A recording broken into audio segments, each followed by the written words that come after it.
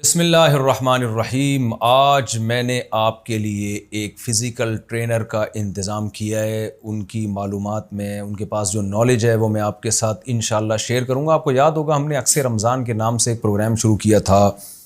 उसमें हमने कहा था कि भाई जो लोग भी जिनकी भी मालूमात से हमें फ़ायदा हो सकता है, लोगों को फ़ायदा हो सकता है, तो हम उनके इंटरव्यू लेंगे और उनके पास जो नॉलेज है वो हम शेयर करेंगे। उसमें डॉक्टर्स भी थे, उसमें इस्लामिक स्कॉलर्स भी थे, उसमें ताजिर भी थे। तो वो सिलसिला हमारा रमज़ान में क्योंकि मसरूफ़ियत ज़्यादा होती है, चंद इंटरव्यूज़ हुए जिसमें डॉक्टर ज़ीशान उस्मानी साहब को भी बुलाया था हमने। तो वो हमारा सिलसिला चंद प्रोग्रामों तक हुआ, उसके बाद फिर वो ख़त्म हो गया। तो अब हमने दोबारा सिलसिले का आगाज़ किया है। तो आपको पता है मेरे बयानात होते हैं सेहत के हवाले से भी, और इस्लाम और सेहत के हवाले से 5-6 साल पहले मेरा एक बयान हुआ था कि इस्लाम में सेहत पर कितना ज़ोर दिया गया है, तो ग़िज़ाओं पर कितना ज़ोर दिया गया है, क्या खाना है, कितना खाना है। और नबी सल्लल्लाहु अलैहि वसल्लम की सरी हदीस है, अल मुमिनुल क़विय्यु खैरुम अहब्बु इलल्लाहि मिनल मुमिनिज़ ज़ईफ़। आप सल्लल्लाहु अलैहि वसल्लम ने फरमाया कि ताकतवर मोमिन अल्लाह को ज़्यादा महबूब है कमज़ोर मोमिन से।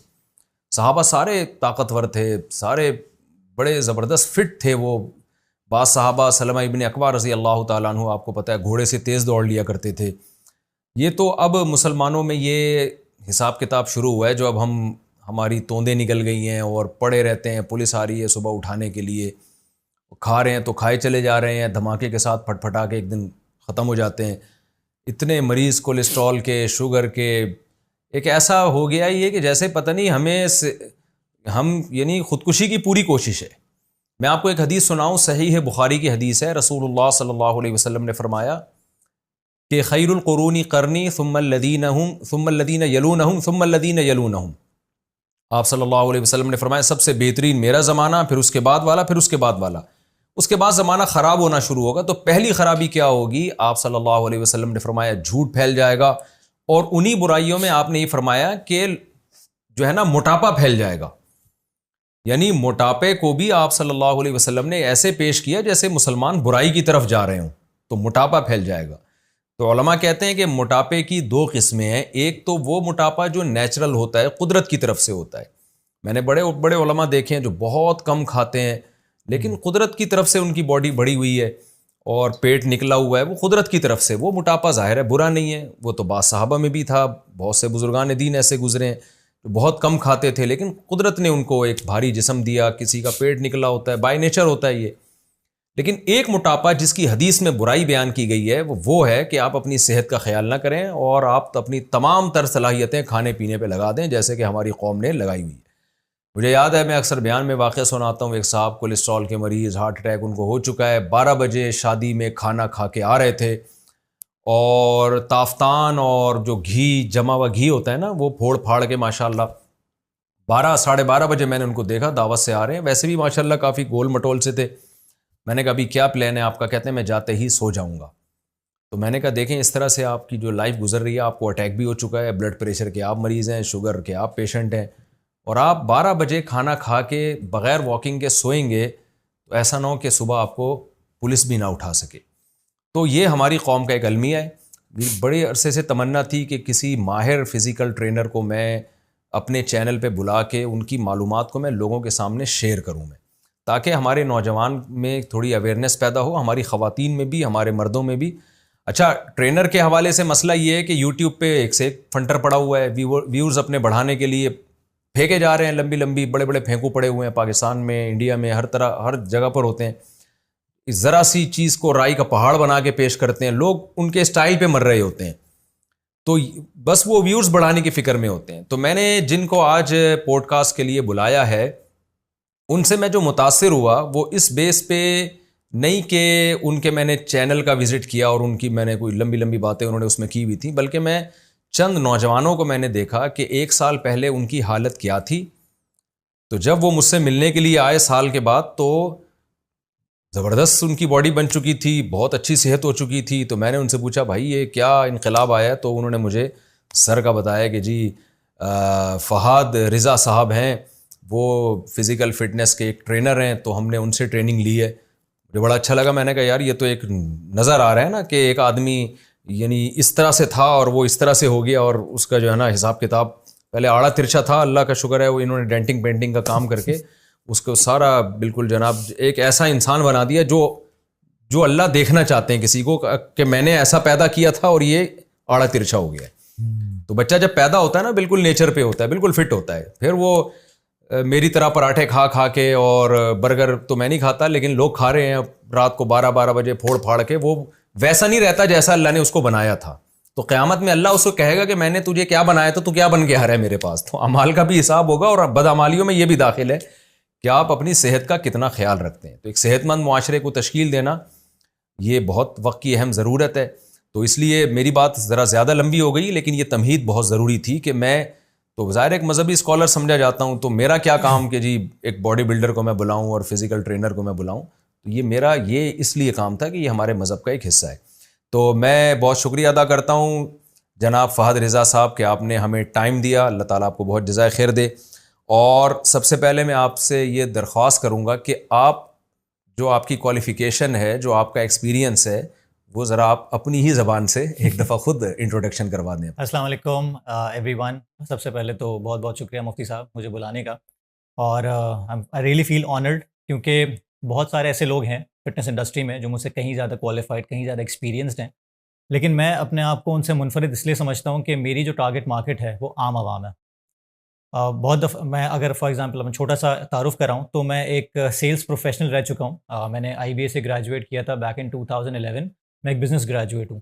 उसके बाद जिस तरह हम नौकरियों पे निकल जाते हैं, मैंने बड़ी अच्छी कंपनीज़ के साथ काम किया है, नेस्ले पाकिस्तान, ICI पाकिस्तान, शान फूड्स, और मैंने सेल्स के प्रोफेशन में ही काम किया है। तो हमारे यहाँ तो सेल्स वाले वैसे ही आपको पता है ना कि बड़ी-बड़ी तोंद लेके घूम रहे होते हैं, क्योंकि लाइफ़स्टाइल ही बड़ा अजीब-सा हुआ होता है। तो अल्लाह का शुक्र है मुझे हमेशा से जिमिंग का, हमेशा से अपनी हेल्थ को मेंटेन रखने का शौक था।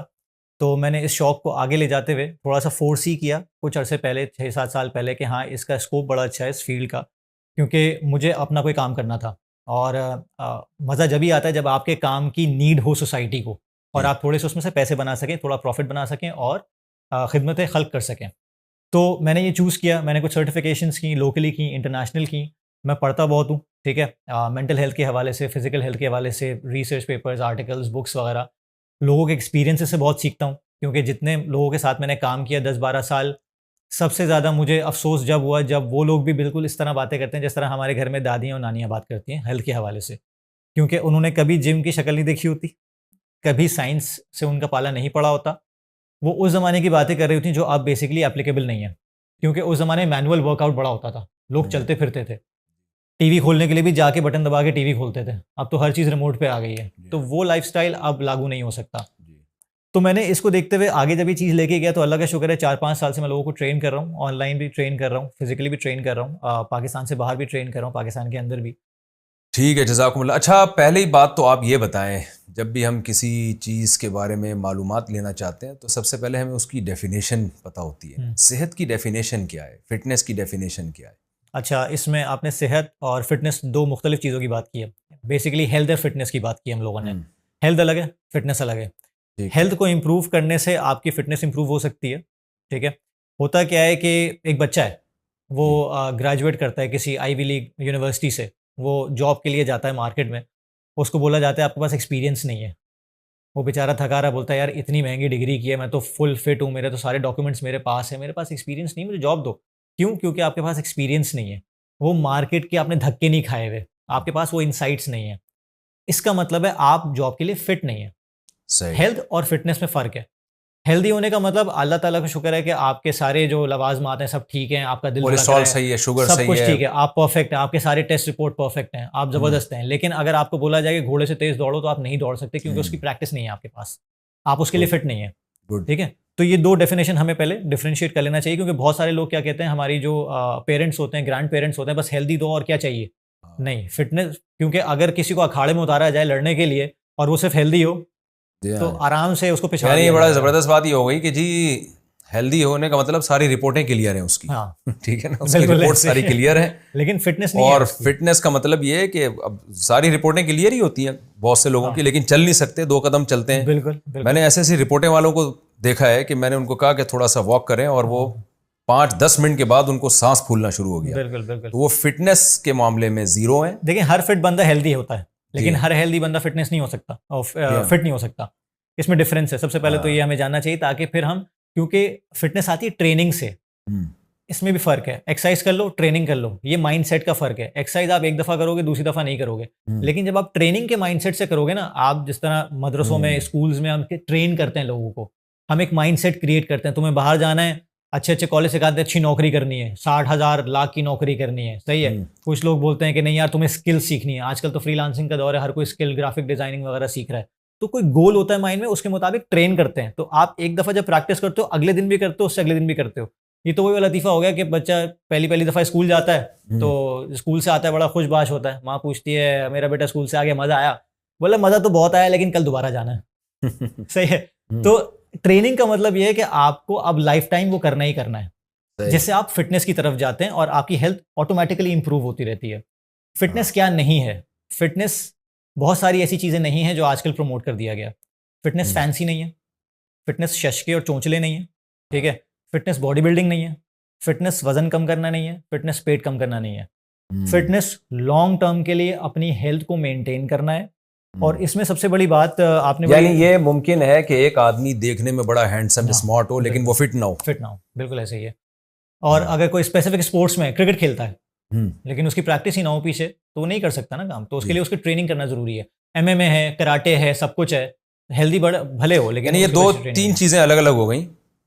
एक चीज हो गई हेल्थ, वो तो मेडिकल साइंस की फील्ड है, वो डॉक्टर को आप जाएंगे। यानी हम एक जनरल एक सेहत की जो बात करते हैं, तो उसमें 3 चीजें आ गई कि भाई आपका शुगर, ब्लड प्रेशर गुर्दे सही काम कर रहे हैं, और ब्लड प्रेशर वगैरह तो नहीं है आपको, फालिश का चांस तो नहीं है आपको। ये जितनी भी कॉमन बीमारियां हमारी सोसाइटी में चल रही हैं, इसके लिए तो डॉक्टर से आप रब्ता करें, वो आपको बताएगा भाई ये चीज़ बढ़ गई है, ये चीज़ कम हो गई है। बिल्कुल। दूसरी चीज़ है, इसको हेल्थ को मेंटेन रखने के लिए फिट रहना भी ज़रूरी है, क्योंकि आप अगर फिट नहीं है, चल फिर नहीं सकते, तो ऐसा ऐसे बीमारी यहाँ पे हमला करना शुरू कर देंगी। और तीसरी चीज़ है कि आप देखने में अच्छे नजर आएं, ये बिल्कुल एक अलग चीज़ है। ये बिल्कुल अलग चीज़ है। यानी ऐसा मुमकिन है कि एक आदमी हेल्दी ना हो, देखने में अच्छा लग रहा हो। हाँ, बिल्कुल ऐसे ये पॉसिबल है। वो तो आउटर एक सरफेस है ना आपकी, कि आपने वो कमर उसकी थोड़ी पतली है, और अगर आप एक बॉडी बिल्डर को देखें जो ओलंपिया स्टेज पे बॉडी देखने में बहुत अच्छा लग रहा है। हाँ, देखने में अच्छा लग रहा है। ऐसा मुझे नहीं लगता देखने में वो। रिसेंटली कुछ पाकिस्तानी कुछ कराची के बॉडी बिल्डर्स की भी वफात हुई थी, तो वो तकरीबन 3 दिन पहले की मैं उनकी वीडियो और तस्वीरें देख रहा था। इतना ज़बरदस्त कोई कट उनका जिस्म, वो तो छोटी छोटी चड्डियाँ पहन के अपने आप को एक्सपोज करते हैं। तो 45 ईयर्स की उम्र में मैंने कहा यार एक एक कट नजर आ रहा है इस बंदे का। 3 दिन बाद उसकी मौत की खबर आई। क्यों? इसका मतलब वो बिल्कुल फिजिकल तो इस लिहाज से तो फिट थे कि अट्रैक्टिव, लेकिन इंटरनली फिट नहीं थे। तो ये बॉडी बिल्डर्स, बहुत बड़े बड़े बॉडी बिल्डर्स का कहना है कि जब वो स्टेज रेडी होते हैं ना, जब वो पोजिंग कर रहे होते हैं, वो उस वक्त आप या मुझ जैसा बंदा चमाट भी मार देना उनको जाके, वो गिर जाएंगे। वो इतने कमजोर होते हैं। उन्होंने पानी छोड़ा हुआ होता है, सही है, उन्होंने नमक छोड़ा हुआ होता है, उन्होंने बहुत सारी ऐसी चीजें छोड़ी हुई होती हैं, कार्ब लोड किया हुआ होता है, और वो ऐसे होते हैं कि अगर उनको अभी लाके पिज्जा दे दो ना, तो वो पिज्जा में छलांग मार ले, मतलब स्विमिंग करना शुरू कर दें। वो इतने भूखे होते हैं उस वक्त। अच्छा, इतने डिप्लीट हुए होते हैं। इसको हम अंग्रेजी में देखने में बड़े अच्छे से डिप्लीट कहते हैं, लेकिन वो साइंस है उनकी। वो एक एक्सट्रीम स्पोर्ट है।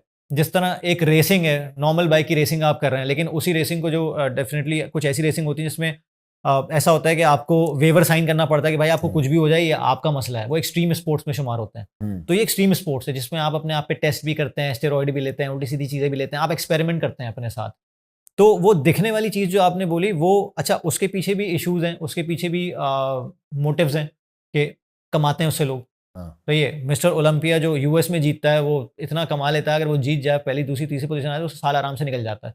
तो उसके लिए मेहनत करते हैं, बड़े बड़े मसल्स बनाते रहते हैं, मेंटेन करते हैं, डाइट भी बड़ी मेंटेन करते हैं, ऑफ सीजन। यार हमें तो इन चीजों से दिलचस्पी नहीं है ना, हमारे जो लिसनर्स हैं उनको भी इससे कोई दिलचस्पी नहीं होगी। असल मसला जो हम जो फोकस कर रहे हैं जिस चीज को, कि आप कोई ऐसा डाइट प्लान बताएं, कोई ऐसी एक्सरसाइज बताएं कि एक सेहतमंद मुआशरा वजूद में आए, सेहतमंद भी हो और फिट भी हो।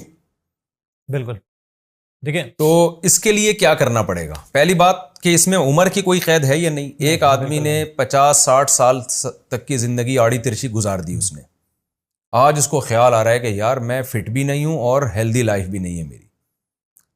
आपने बताया ना, दोनों चीजें एक दूसरे के लिए लाजिम मलजूम है। बिल्कुल ऐसे ही है। फिट आदमी हेल्दी हमेशा होगा, तो जो फिट है वो हेल्दी होगा। हेल्दी होने से जरूरी नहीं कि वो फिट भी हो।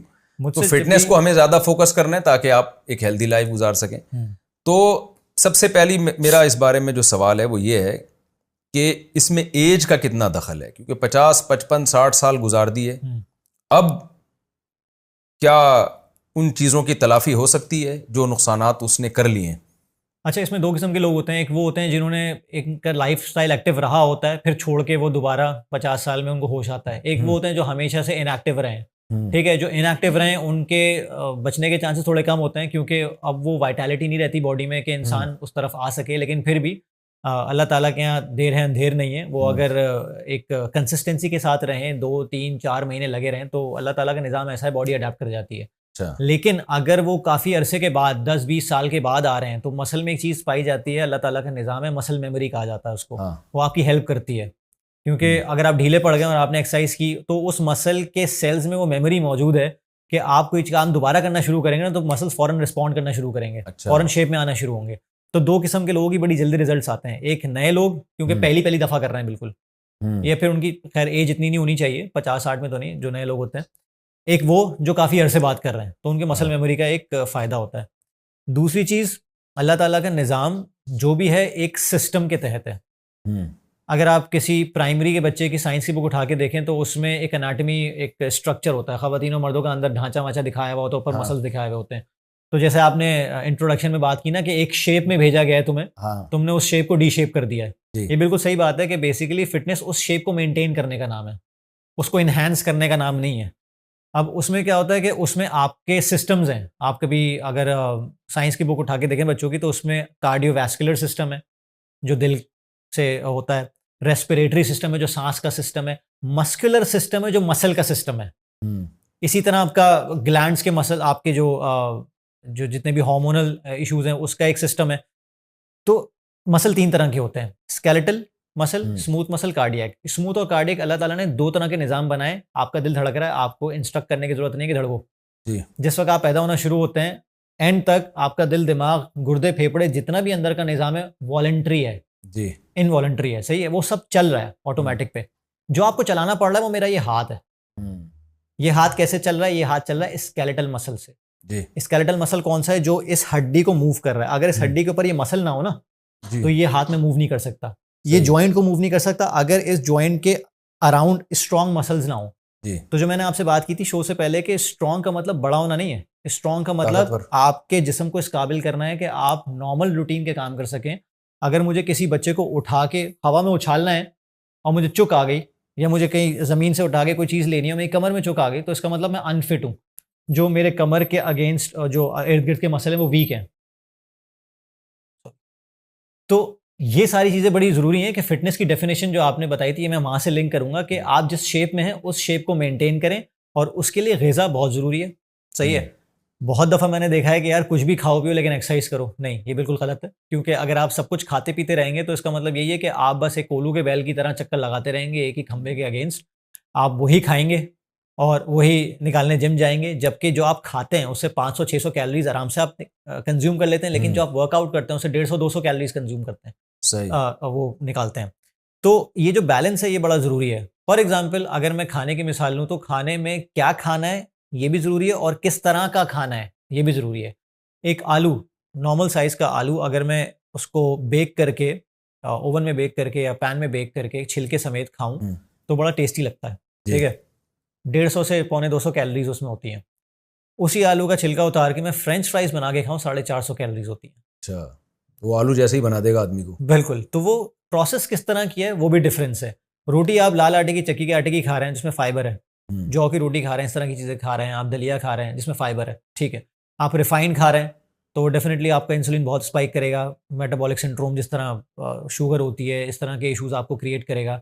तो ये सारी नॉलेज है, ये सारी बेसिकली अवेयरनेस है कि मैं क्या खा रहा हूँ और क्या नहीं खाना चाहिए। जैसे हम for example fried chicken order करते हैं, फ्राइड चिकन की जगह ग्रिल्ड चिकन कर लें, क्योंकि फ्राई हुआ है डीप फ्राई तेल में, तो वो अलग ही आपकी कोई 200-300 कैलोरीज उसने बढ़ा दी होंगी। अच्छा, इसी की जगह आप चिकन में भी कैलोरीज बढ़ जाती हैं फ्राई करने से, क्योंकि उसमें तो कार्ब है ही नहीं, तेल जज्ब हो जाएगा ना उसमें। अच्छा, जो डीप फ्राई आप करते हैं, फ्राइड स्टफ क्यों मना है? फ्राइड स्टफ इसलिए मना है कि वो तेल उसमें जज्ब हो जाता है, तो वो उसको 200 से लेके 500 पे पहुंचा देता है उसकी कैलोरीज। असल में जो सुनने वाले लोग हैं ना वो बहुत देसी लोग हैं। हाँ, तो बहुत ही हल्का फुल्का करके अगर हम इसको रखें ना, हाँ, तो वो ज्यादा लोग समझेंगे मैं बिल्कुल देसी स्टाइल में बात करूंगा। सही है, ठीक है। मुझे आप सीधा सीधा ये फ्राइड चिकन और आलू को यूं करें वो लंबी चौड़ी बहस हो जाएगी। आप सिर्फ ये बता दीजिए क्या करें ठीक है ना।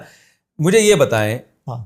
कि कितनी उम्र के बाद एक्सरसाइज की वैल्यू बढ़ जाती है और कौन कौन सी एक्सरसाइजेज ऐसी हैं जो करनी चाहिए। यानी जाहिर है 18 साल की उम्र तक तो लड़के की ग्रोथ हो रही है, वो उसमें तो खुद ही इतना खेल कूद कर रहा होता है, उस मेरा ख्याल है शायद आप उसमें एक्सरसाइज का मशवरा भी ना देते हो। 18 साल के बाद ही ये सारी चीज़ें शुरू होती हैं।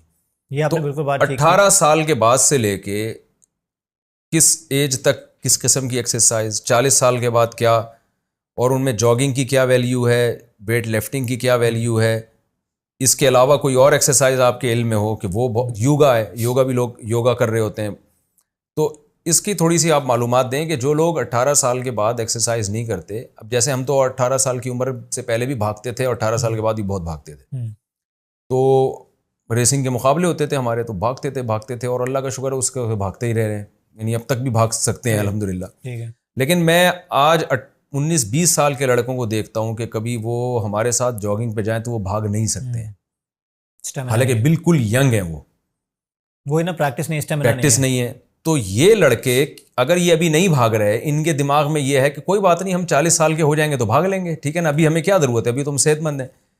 तो आप क्या समझते हैं इस उम्र में एक्सरसाइज की ज़रूरत है, भागने दौड़ने की या जिम वगैरह जाने की? एक्सरसाइज की ज़रूरत हर उम्र में, और जितने आप बुढ़ापे की तरफ आते हैं उतनी ज़्यादा इंक्रीज होने लगती है इंपॉर्टेंस, उतनी ज़्यादा होने लगती है इंपॉर्टेंस, क्योंकि आप बेसिकली एक डिक्लाइन की तरफ आ रहे हैं। आपको उस डिक्लाइन को थोड़ा डिले करना है, ठीक है, क्योंकि 40 साल में तो इंसान को समझ में आता है कि यार मैंने क्या कर दिया अपनी लाइफ के साथ। बहुत दफ़ा ऐसा होता है, बहुत दफ़ा लोग मुझसे पूछते हैं यार 40 साल हो गए अब क्या फ़ायदा है, तो मैंने कहा क्यों, अगले 40 सीधे नहीं करने जी हाँ। तो वो बेसिकली एक माइंड शिफ्ट है जो एकदम से उनको ख्याल आता है कि यार बात तो बिल्कुल सही की, लेकिन अगले 40 पॉसिबल हैं, क्यों पॉसिबल नहीं है? ऊपर वाले को आपको जल्दी बुलाने का कोई शौक नहीं है, उसने ज़िंदगी आपको एक गिफ्ट दी है, आप उसकी रेड लगा के बैठे हैं। ठीक है। वो एक बंदे ने बड़ी ज़बरदस्त बात लिखी थी बुक में कि हम अपने दांतों से हर रोज़ 1-1 इंच अपनी कब्र खोद रहे हैं, उल्टा सीधा खा रहे हैं, माइंडलेसली खा रहे हैं, तो ये ना करें सबसे पहले।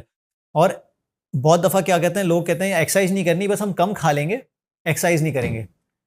इतना ज़बरदस्त निज़ाम है अल्लाह ताला का, इतना ज़बरदस्त निज़ाम है कि मैं कहता हूँ ना कि अगर बंदा बॉडी को समझ ले ना तो दुनिया में कोई एथीस्ट ना रहे। सही है, सही। क्योंकि बॉडी क्या करती है, इतना स्मार्ट मैकेनिज्म है कि जब आप खाना कम देते हैं ना तो आप मोटे हैं, आपके फैट डिपॉजिट हुआ हुआ है बॉडी में, ठीक है। तो बॉडी क्या करती है, जब आप बाहर से खाना कम होता है तो बॉडी, दिमाग सिग्नल दे देता है बॉडी को कि भाई जो है ना दबा के रखा हुआ है उसको और दबा के रख, क्योंकि बाहर से कम आ रहा है। सही है। सर्वाइवल मैकेनिज्म किक ऑफ हो जाता है, स्टार्ट हो जाता है। ये अल्लाह ताला ने ज़माने से बना के रखा हुआ है, जब बाबा आदम के ज़माने से ये था और ये अभी भी है। यानी ये मर ना जाए बंदा, हाँ मर ना जाए, जो है उसको दबा के रखो। तो इसलिए बहुत दफ़ा क्या होता है कि लोग डाइटिंग करने के बाद भी वजन फूल रहा होता है, वजन बढ़ रहा होता है। क्यों? क्योंकि वो कहते हैं एक्सरसाइज नहीं कर रहे हैं, बस डाइट कर रहे हैं। क्योंकि अगर आपकी कैलोरी की रिक्वायरमेंट 3000 है और आप 1200 पे आ गए तो आपकी बॉडी को, आपकी गाड़ी को, इंजन को फ्यूल चाहिए, आप नहीं दे रहे उसको, बॉडी लथार्जी में आ जाएगी। उसको कवर करने के लिए आपको मूवमेंट करनी है, क्योंकि जब आप मूव करोगे ना आपकी बॉडी डिमांड करेगी और उन डिपॉजिट से फैट खुद ब खुद निकाल के यूज करना शुरू करेगी, क्योंकि आप बॉडी को सिग्नल दे रहे हो कि भाई मैं बैठ ही नहीं रहा, मैं वो कर रहा हूँ, सब कुछ सारी एक्टिविटी हो रही है। तो जितनी भी फैट के डिपॉजिट है ना वहां से फैट निकल के मोबिलाइज होना शुरू होगा, यूज होना शुरू होगा। क्योंकि अब आप खुराक भी कम दे रहे हो, एनर्जी कहाँ से आती है? एनर्जी सिर्फ खुराक से आती है। अब आप खुराक कम दे रहे हो तो जो एनर्जी के डिपॉजिट है, फैट क्या है? स्टोर्ड एनर्जी, एनर्जी स्टोर हुई है और कुछ नहीं है। तो इसीलिए आपके बॉडी में आहिस्ता आहिस्ता फिर फैट की स्टोरेज कम होनी शुरू होती है, क्योंकि वो फैट वहां से निकल के यूज होना शुरू। यानी 18 साल की उम्र के बाद ही वर्जिश शुरू कर देनी चाहिए। 18 साल से पहले भी होनी चाहिए, 12 साल में भी होनी चाहिए, 10 साल में भी होनी चाहिए। क्योंकि 18 साल में इसलिए एम्फेसाइज नहीं करूंगा कि वो पहले ही इतना खेलकूद होता रहता है जी। और एक्सरसाइज का मतलब ये नहीं है कि जिम ही जाएं, खेलकूद चल रहा है, ठीक है। इंडिया का एक प्लेयर था मिल्खा सिंह, जो बेसिकली पाकिस्तान में कॉमनवेल्थ गेम्स जीता था। उसका इंतकाल हुआ 95 उम्र, 95 की एज में। उसने कहा पिछले 60 साल में मुझे याद नहीं मैंने एक दिन भी अपनी रनिंग मिस की हो। और इमरान खान से ज़्यादा फिट था अभी वो जब उसका इंतकाल हुआ। तो 95 ईयर्स उसने जिया है। तो वो एक जीती जागती मिसाल है कि अल्लाह ताला ने सिस्टम दिया है। 60 साल से दौड़ रहा था वो। हाँ, मतलब 30 साल की उम्र में उसने स्टार्ट किया होगा, तो तकरीबन 95 की एज में आके उसका इंतकाल हुआ। खातून माहिर नफ्सियात के पास आई ना कि मेरे मियाँ 2 साल से चल रहे हैं, तो क्या करूं मैं, यानी वो चलते ही रहते हैं ना हर वक्त। तो माहिर नफ्सियात ने पूछा कि वो कितने साल हो गए उनको चलते हुए। उसने कहा 2 साल हो गए। तो भाई पहले तो आप देखें वो पहुंचे कहाँ हैं। कि माहिर नफ्सियात वो नफ्सियाती हाँ, इलाज कर करके ना खुद बेचारे थोड़े से अजीब से हो जाते हैं। तो मैंने कहा 60 साल से दौड़ रहा है, पता नहीं कहाँ पहुंच चुका होगा। तो ये एक उसकी एग्जाम्पल थी कि उन्होंने नहीं छोड़ा। और जो लोग नहीं छोड़ते ना, जो लोग अभी भी हैं, फिट हैं, पॉलिटिकल बात नहीं है, लेकिन इमरान खान फिट है, ठीक है, वसीम अकरम फिट है, जबकि जी। उसको शुगर है। कितने लोग आप देख रहे हैं फिट है, क्योंकि उनको ये लाइफ सारे एक्सरसाइज की वजह से fit हैं। एक्सरसाइज की वजह से इनके ना एक ऑटोमेटिक सिस्टम में डेवलप्ड है कि इनको जिस तरह हम सांस लेते हैं, ब्रश करते हैं ना, उस तरह ये एक्सरसाइज करते हैं। तो ये जब तक ये लाइफस्टाइल का पार्ट नहीं बनेगा, और देखें हम जितनी मेहनत आज कर रहे हैं, हम बेसिकली आगे कुछ ना कुछ पाना चाहते हैं ना। अगर आपको कमा रहे हैं तो उसको आगे उड़ाना चाहते हैं, जी। थोड़ा ऐश करना चाहते हैं उस पैसे से, थोड़ा दुनिया देखना चाहते हैं, औलाद के फ्यूचर को देखना चाहते हैं, क्योंकि हमें अभी टेंशन लगी रहती है यार अच्छी यूनिवर्सिटी में चला जाए, इसका फ्यूचर हो जाए। लेकिन अगर आप जिंदा ही नहीं रहेंगे उस फ्यूचर तो को फिर क्या देखने के लिए, फायदा है, फायदा सेहत ही क्या ठीक नहीं होगी तो सेहत ही फिर क्या ठीक नहीं फायदा है। है। तो जी, आप बेसिकली उस चक्कर में अपने आप को खो रहे हैं। तो ये बहुत बहुत ज़रूरी है कि आप एक्सरसाइज और डाइट का हमेशा ख्याल रखें। यानी हर उम्र में एक्सरसाइज की ज़रूरत है और डेली बेसिस पे ज़रूरत है। देखें, इसकी बड़ी खूबसूरत मिसाल है कि जब कोविड हुआ था ना, तो ये एयरलाइंस को मसला हो गया था कि इनके जहाज़ खड़े खड़े रस्ट लगना शुरू हो गया था, जंग लगना शुरू हो गया था। जहाज़ जब तक हवा में उड़ता रहेगा सही रहेगा, जैसे ही वो ज़्यादा ग्राउंडेड हो जाएगा ना, उसको रस्ट लगना शुरू हो जाएगा। एक निज़ाम है उसका। दरिया जब तक बहता है ताज़ा पानी रहता है, बिल्कुल जहाँ ऐसे रुक ही गया है। तो बस। बिल्कुल ऐसे ही है। फिर वो आपको पता है स्टैग्नेंट वाटर, जो खड़ा पानी होता है, कितना बदबूदार हो जाता है। जी हाँ। दुनिया में इंसान की मिसाल भी ऐसे ही है। दुनिया में इंसान को पैदा किया गया था मूव करने के लिए। जब रोटी चावल अनाज नहीं था तो हम जानवरों को पकड़ के खाते थे। हंटर गैदरर कहा जाता है उस ज़माने के लोगों को। उस वक़्त सिर्फ फैट और प्रोटीन होता था। जानवर में फैट और प्रोटीन ही होता है, कोई कार्बोहाइड्रेट नहीं होता था। और लेकिन वो लोग चलते बहुत थे, पुराने ज़माने के, ताकतवर बहुत थे।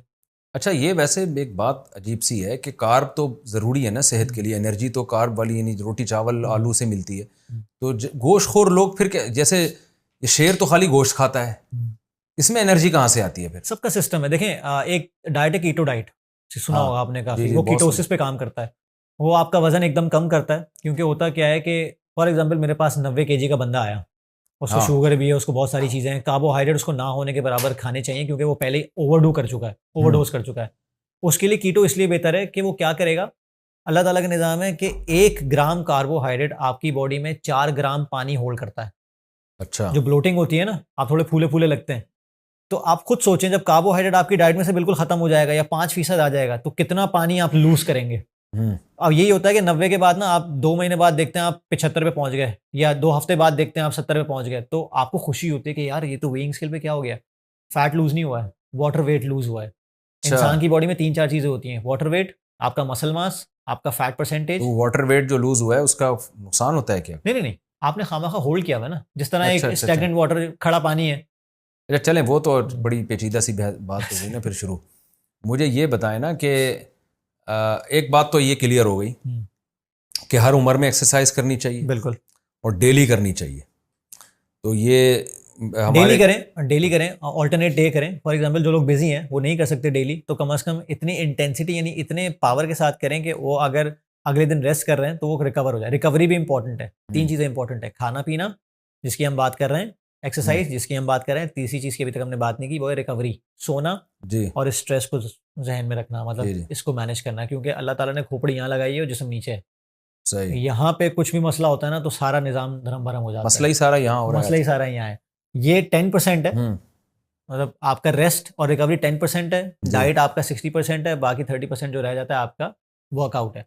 लेकिन ये 10% उस 90% की रेट लगाने में 2 मिनट लगाता है। अगर आप स्ट्रेसफुल सिचुएशन में होंगे या आप 3-3 घंटे सो रहे होंगे, अपनी बॉडी को ज़्यादा रेस्ट नहीं देंगे, तो 6 घंटे की नींद एक नॉर्मल एवरेज आदमी की नींद होती है कि जी नॉर्मल एवरेज आप नींद लें और अल्लाह ताला का शुक्र करें, क्योंकि जितना शुक्र करेंगे उतना स्ट्रेस कम होता है। जी जी तो एंग्जाइटी के इश्यूज बहुत ज़्यादा हैं, मतलब हर जी। बंदा हर वक्त एंग्शियस है कि क्या होने वाला है, क्या होने वाला है। जो होना है वो अच्छा, तो होगा। ये डेली एक्सरसाइज करनी, एक बात तो ये हो गई। हम्म, डेली का मतलब आप सही हमने सुना है और दूसरे ट्रेनर्स वो भी ये कहते हैं कि एक ही मसल की रोज़ाना एक्सरसाइज ना करें क्योंकि उसको रेस्ट चाहिए होता है। बिल्कुल, आज किसी ने थाइस की कर ली है तो एक दिन नागा कर ले फिर। ये तो यानी डेली का मतलब ये नहीं कि एक ही। 48 अच्छा, घंटे का। डेली जॉगिंग अगर कोई करता है हम्म, ठीक है। वो ठीक है हाँ, अच्छा या है। उसमें रेस्ट ज़रूरी है कि एक दिन जॉगिंग कोई किया तो मसला एक दिन नहीं नागा है। करें? आप जॉगिंग और वॉक तो जितना करें, जितने स्टेप्स चलें उतना अच्छा है, जितना अच्छा, आप। जॉगिंग करने से ये मशहूर है कि घुटने जवाब दे जाते हैं नहीं, आखिर उम्र में और यूं हो जाता है, इसकी क्या हकीकत है? देखें, घुटने या कोई भी जोड़ जब जवाब देता है ना, उसके इर्द गिर्द के मसल्स कमज़ोर होते हैं। इसलिए कहा जाता है कि सिर्फ जॉगिंग नहीं। अच्छा। देखें, वेट उठाना, जिम जाना, इसका ये मतलब है, जो मैंने मस्कुलर सिस्टम की बात की ना, जो अल्लाह ताला ने सिस्टम रखा हुआ है, उसको मेंटेन रखना है। मसल, क्योंकि थोड़ी सी साइंस में जाऊंगा, एक होता है हाइपरट्रफी, जिसका मतलब होता है मसल को काम करके मेंटेन करना। एक होता है एट्रफी, जिसका मतलब होता है वक्त के साथ साथ मसल गायब होना शुरू हो जाता है। जी। तो जितना हम एज करते हैं ना, हम मसल गायब करते रहते हैं, और जितना लाइफस्टाइल हमारा बैठने वाला होता है और सुस्ती वाला होता है, वो मसल उतना खत्म ही होते रहते हैं। मसल खत्म होता रहता है। जहां मसल खत्म हुआ, इसका मतलब है घर से बिल्ली चली गई, ये चूहे आ जाएंगे। सही। तो ये लॉन्ग टर्म फैट लॉस पे जब भी काम करना है ना, तो हमें उस मसल को मेंटेन करके रखना है। यानी जॉगिंग के साथ जिम बहुत जरूरी है, जिम वेट जरूरी है, उठाना बहुत जरूरी वेट है, उठाना ताकि जरूरी है। मसल आपके मजबूत रहें। बिल्कुल। और उसमें जरूरी नहीं है कि जिम का वेट हो, आपका अपना वेट भी हो सकता है। मतलब बगैर इक्विपमेंट के एक एक्सरसाइज कहलाती है कैलिस्थेनिक्स, वो आजकल बड़ा लोग फॉलो कर रहे हैं उसको, जिसमें आप लटक के अपने आप को पुल अप कर रहे हैं, पुश अप हाँ। कर रहे हैं। आप जिम में आए थे, मैंने आपको वॉल सेट स्क्वाट्स जी करवाए जी थे जी। हमने, मेरा नहीं और ख्याल। पट्ठों पे जोर आना चाहिए। हाँ, पट्टों पे जोर आना चाहिए। ये जोर का वर्ड जो आपने कहा ना, शॉक मिलना चाहिए, जी। क्योंकि मसल कैसे ग्रो करता है, जब मसल को लेकिन शॉक मैं सिग्नल वैसे मिलेगा। लोगों को बता रहा हूँ कि आड़े तिरछे तरीके से जोर लेकर आएंगे तो वो आड़े तिरछे हो जाएंगे। देखिए, वो वहीं जब जोर लाने के लिए किसी ट्रेनर से पूछें। हाँ, वहीं फिटनेस ट्रेनर का, हाँ, एक कोच का एक रोल आता है ना। कि किसी ट्रेनर से आप पूछें, कोई माहिर ट्रेनर हो, वो आपको बताएगा कि कैसे वजन उठाना है या अपनी बॉडी का वजन कैसे आपने उठाना है। कितने लोग घुटने को बगैर बैठते हैं अपने। जो भी इक्विपमेंट हैं उनके बगैर आपने एक्सरसाइज कैसे करनी है। लेकिन कितने ये लोग बहरहाल एक तयशुदा हकीकत है कि आपको अपनी बॉडी पे वेट डालना पड़ेगा, वजन उठाना पड़ेगा। अगर आप अपने मसल से वेट नहीं उठाते तो आपके वो मसल आहिस्ता आहिस्ता बिल्कुल कमजोर हो ऐसे- जाते हैं। बिल्कुल ये ऐसे सिर्फ ही है। जॉगिंग यानी काफी नहीं है इसके बिल्कुल लिए। ऐसी है, ये बड़ी फंडामेंटल चीज़ है, लोगों को समझनी चाहिए। कितने लोग मेरे पास आते हैं कि हमें वेट लूज करना है, हम सिर्फ ट्रेडमिल करेंगे, हम सिर्फ भागेंगे, फात भाई वेट हम नहीं उठाएंगे। तो मैंने कहा, वेट ना उठाने का मतलब है कि आप खुद बूढ़ा होना चाह रहे हो, मतलब आप खुद बुढ़ापे की तरफ जा रहे हो।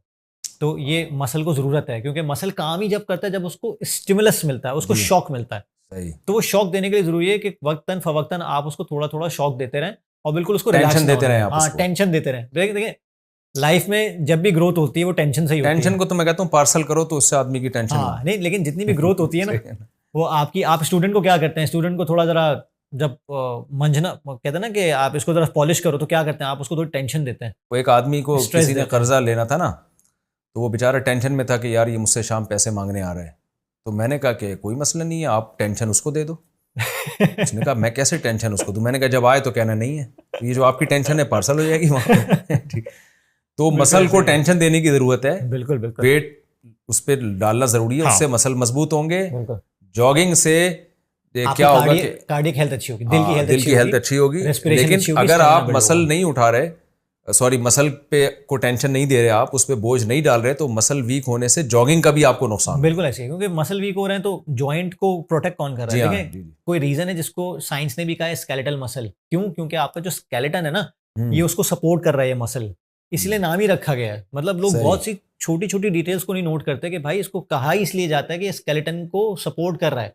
जहां ये मसल कम होना शुरू हो गया, वहां आपके स्केलेटन में इशू शुरू हो जाएंगे, लोअर बैक पेन, जोड़ों के इसका दर्द। मतलब ये हुआ कि जिम हमारी एक मसल की जो हेल्थ है कि हम वजन उठा सकें, हमारी कमर में दर्द ना हो। बिल्कुल ऐसे। मुझे याद है मैं 2013 में मैं जिम क्यों जाना, मैं बचपन में जिम जाता था। 2013 में क्या हुआ है कि मैं हज करके आया, मेरा वेट बढ़ गया था, मैं बड़ा खुश था कि माशाल्लाह मैं भी मोटा ताज़ा हो गया। तो लेकिन मैंने पानी की बाल्टी उठा के रखी है, तो मेरी कमर में पेन शुरू हो गया। उस वक्त मुझे अंदाज़ा हुआ भाई ये क्या हो रहा है, तो मैं बड़े आराम से उठा लेता था।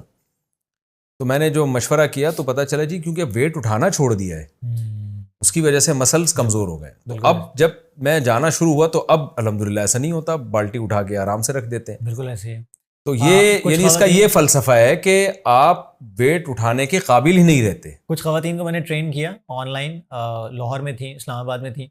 तो मैंने अपनी बेगम को उनका वॉइस नोट सुनाया, उन्होंने कहा कि फ़ात भाई अमेजिंग काम हो गया, मैंने 19 लीटर की बोतल आज खुद उठा के रखी है, मैं सोच भी नहीं सकती थी। तो मेरी बेगम ने कहा ज़बरदस्त, मैं तो नहीं उठा सकती। मैंने कहा करो एक्सरसाइज। सही है, तो सही है। ये जब पता चलता है ना, तो क्योंकि ख़वातीन भी कर सकती हैं, लेकिन वो करना चाहिए, क्योंकि वो तो घर में होती हैं, कितने सारे काम लेकिन होते उनके हैं। लिए ज़्यादा वेट तो मेरा ख्याल है ख़वातीन के लिए उठाना। देखें, वक्त के साथ साथ जब वो कर लेंगी, अब बहुत सारी ख़वातीन ऐसी हैं जो मेरे रिश्तेदारों में भी हैं, बहुत कनाडा वगैरह में, वहाँ लोग अपने काम खुद करते हैं, वहाँ ये मासियाँ रखना का रिवाज नहीं है, ज़्यादा अपने काम सही। खुद करने पड़ते हैं, बड़ी बड़ी ग्रोसरीज लेकर आती हैं, सब कुछ करती हैं। By the passage of time जब आपकी एक प्रैक्टिस रहती है ना, तो जिस्म खुद ब खुद अडाप्ट कर लेता है। तो ये सही। बहुत दफ़ा क्या होता है कि मर्द हजरात घर से बाहर हैं, वो कम से कम फ्री हो जाते हैं कि हाँ यार ये कर सकती है, कम से कम इतनी स्ट्रांग है कि ये कर लेगी, इतना काम तो कर ही लेगी। लेकिन अगर आपको टेंशन लगी, आपको ऑफिस से भाग के आना पड़ता है कि नहीं यार तुम नहीं कर पाओगी, मैं कर पाऊंगा। गद्दा चेंज करना है यानी बेड का, खवातीन को उठा भी के चाहिए फिर कुछ घर के काम काज में बिल्कुल थोड़ा बहुत वजन उठाना पड़े तो वो अपनी सेहत के लिए उठा लें वजन, ठीक है ना। बिल्कुल बेशक। ऐसे ही है। और एकदम मैं भी कुछ दिन पहले मेरी बेगम कह रही थी ये उसको उठा के गद्दे को पलटना है बेड पे, मैंने कहा, कर लो, तुम्हें पता है मैं नहीं कर सकती। तो मैंने कहा ठीक है, अगर मैं घर पे नहीं होता तो वो किससे बोलती। तो ये घरेलू काम है जिसके लिए उसको बहुत प्रैक्टिस अच्छी होनी चाहिए। तरकीब बताइए घर में बेगम से काम लेने की, ठीक है बिल्कुल ना। ऐसे ही है, टेंशन दे दो ना। सही है, सही है। तो हासिल ये निकला कि जॉगिंग भी ज़रूरी है और वेट लिफ्टिंग भी बिल्कुल ज़रूरी है। बिल्कुल हमने जिम में देखा है, मैं तो अक्सर चक्कर लगाता रहता हूँ कि आजकल जो जिम में लड़के जाते हैं ना, वो ऊपर के पोर्शन पे तो बड़ी मेहनत कर रहे होते हैं हम्म, और ग्राउंड फ्लोर पे उनकी कोई मेहनत नहीं होती, हम्म। क्योंकि उन्होंने शादियों में जाना है, दावतों में जाना है, तो ऊपर हाफ ऐसे स्लीव चल रहे हैं पहननी जैसे है, गुजर रहे हैं बाइसेप और ये दिखाना है, जनाब, नसें दिखानी है। और वो नीचे की जो थाइस वाइस हैं वो उनकी, हाँ, एक साहब को तो मैंने देखा, उनकी लकड़ी जैसी पतली चिकन पतली लेग्स कहते हैं टांगे इसे। और ऊपर से इतने भरे हुए। मैंने उनसे कहा ये 2 स्टिक पे आपने इतना बोझ उठाया भाई, ये टांगे जवाब ना दे जाएं कहीं। नहीं, तो हाँ, घुटनों में पानी आ जाता है और ये हो जाता है और आखिर उम्र में चलने फिरने के काबिल नहीं रहते अगर थाइस की एक्सरसाइज हम करते हैं। इसकी क्या हकीकत है? बुर्ज खलीफा कितना लंबा है, जी कितना बड़ा है। जी। बुर्ज खलीफा की स्ट्रेंथ किधर है? उसकी लेंथ में नहीं है, ज़मीन के नीचे है, उसकी फाउंडेशंस में है। जितनी स्ट्रॉन्ग फाउंडेशंस होंगी बुर्ज खलीफा उतना स्ट्रॉन्ग होगा। हमारे पास भी फाउंडेशंस जो हैं वो हमारे पैरों में, हमारा हमारी ग्राउंड टांगों फ्लोर में, ही है। ग्राउंड फ्लोर ही है। हम्म, अगर यही कमज़ोर होगा तो हम लॉन्ग टर्म हेल्थ पे काम नहीं कर सकते। सही। दूसरी चीज़ ये, हर चीज़ की एक लिमिट होती है। हम्म, आप बहुत ज़्यादा, एक अभी आपने एक्सरसाइज देखी होगी, उसे लेग एक्सटेंशन कहते हैं। आप ऐसे बैठते हैं और टांगों को ऐसे करके उठाते हैं और फिर नीचे लेके जाते हैं, फिर हाँ, उठाते हैं फिर नीचे लेके जाते हैं। वो उस पे कम वजन करना चाहिए, सही है, क्योंकि जब आप उसको ऊपर लेकर आते हैं ना, बहुत ज्यादा वजन होता है, तो आपका जो नी कैप है ना, जो घुटना है, ये जाया होने का चांस होता है। अच्छा। लोगों को पता नहीं होता। लोग बॉडी बिल्डर्स को देख के, रोनी कॉलमैन वगैरह को, यार वो 200 केजी 100 केजी लगाता, खुद भी लगा रहे होते हैं। नहीं, इससे ही मसला होता है, आगे जाके आपके नीज जवाब दे देते हैं। बहुत दफ़ा क्या अच्छा। होता है, 40 डे चैलेंज, बहुत सारे चैलेंज हो रहे हैं जहाँ बूट कैंप्स लगते हैं। मैं उनके अगेंस्ट नहीं हूँ, वो बड़ा अच्छा काम करवा रहे हैं क्योंकि कम पैसों में ज़्यादा अच्छा काम कराते हैं। लेकिन वहाँ क्या होता है, 60 केजी और 100 केजी का बंदा एक साथ जब उछल कूद कर रहे होते हैं ना, तो कुछ लोग उसमें ऐसे होते हैं जो घुटने खो बैठते हैं। फिर वो अच्छा। बोलते हैं कि यार हमारे घुटने खो दिए एक्सरसाइज ने। नहीं, जबकि गलत था, वो आपका ट्रेनिंग पैटर्न ही सही नहीं था, आपको उछलना कूदना नहीं था, पहले आहिस्ता आहिस्ता काम करना था, आपने एकदम से उस पर जोर दे दिया। हम्म, एक तो आप, जहां आपको 60 केजी उठाना चाहिए, इसके स्केलेटन पे आपने 90 केजी उठाया हुआ है, 30 केजी उठाया हुआ है हम्म, इसी स्केलेटन पे, और उस पे आप कूद भी रहे हैं, जी। तो आप और ज्यादा स्ट्रेस कर रहे हैं जोड़ों को। तो फिटनेस को बदनाम करना इज नॉट द सोल्यूशन। आपको ये समझ में आना चाहिए कि आप कहाँ गलत हो।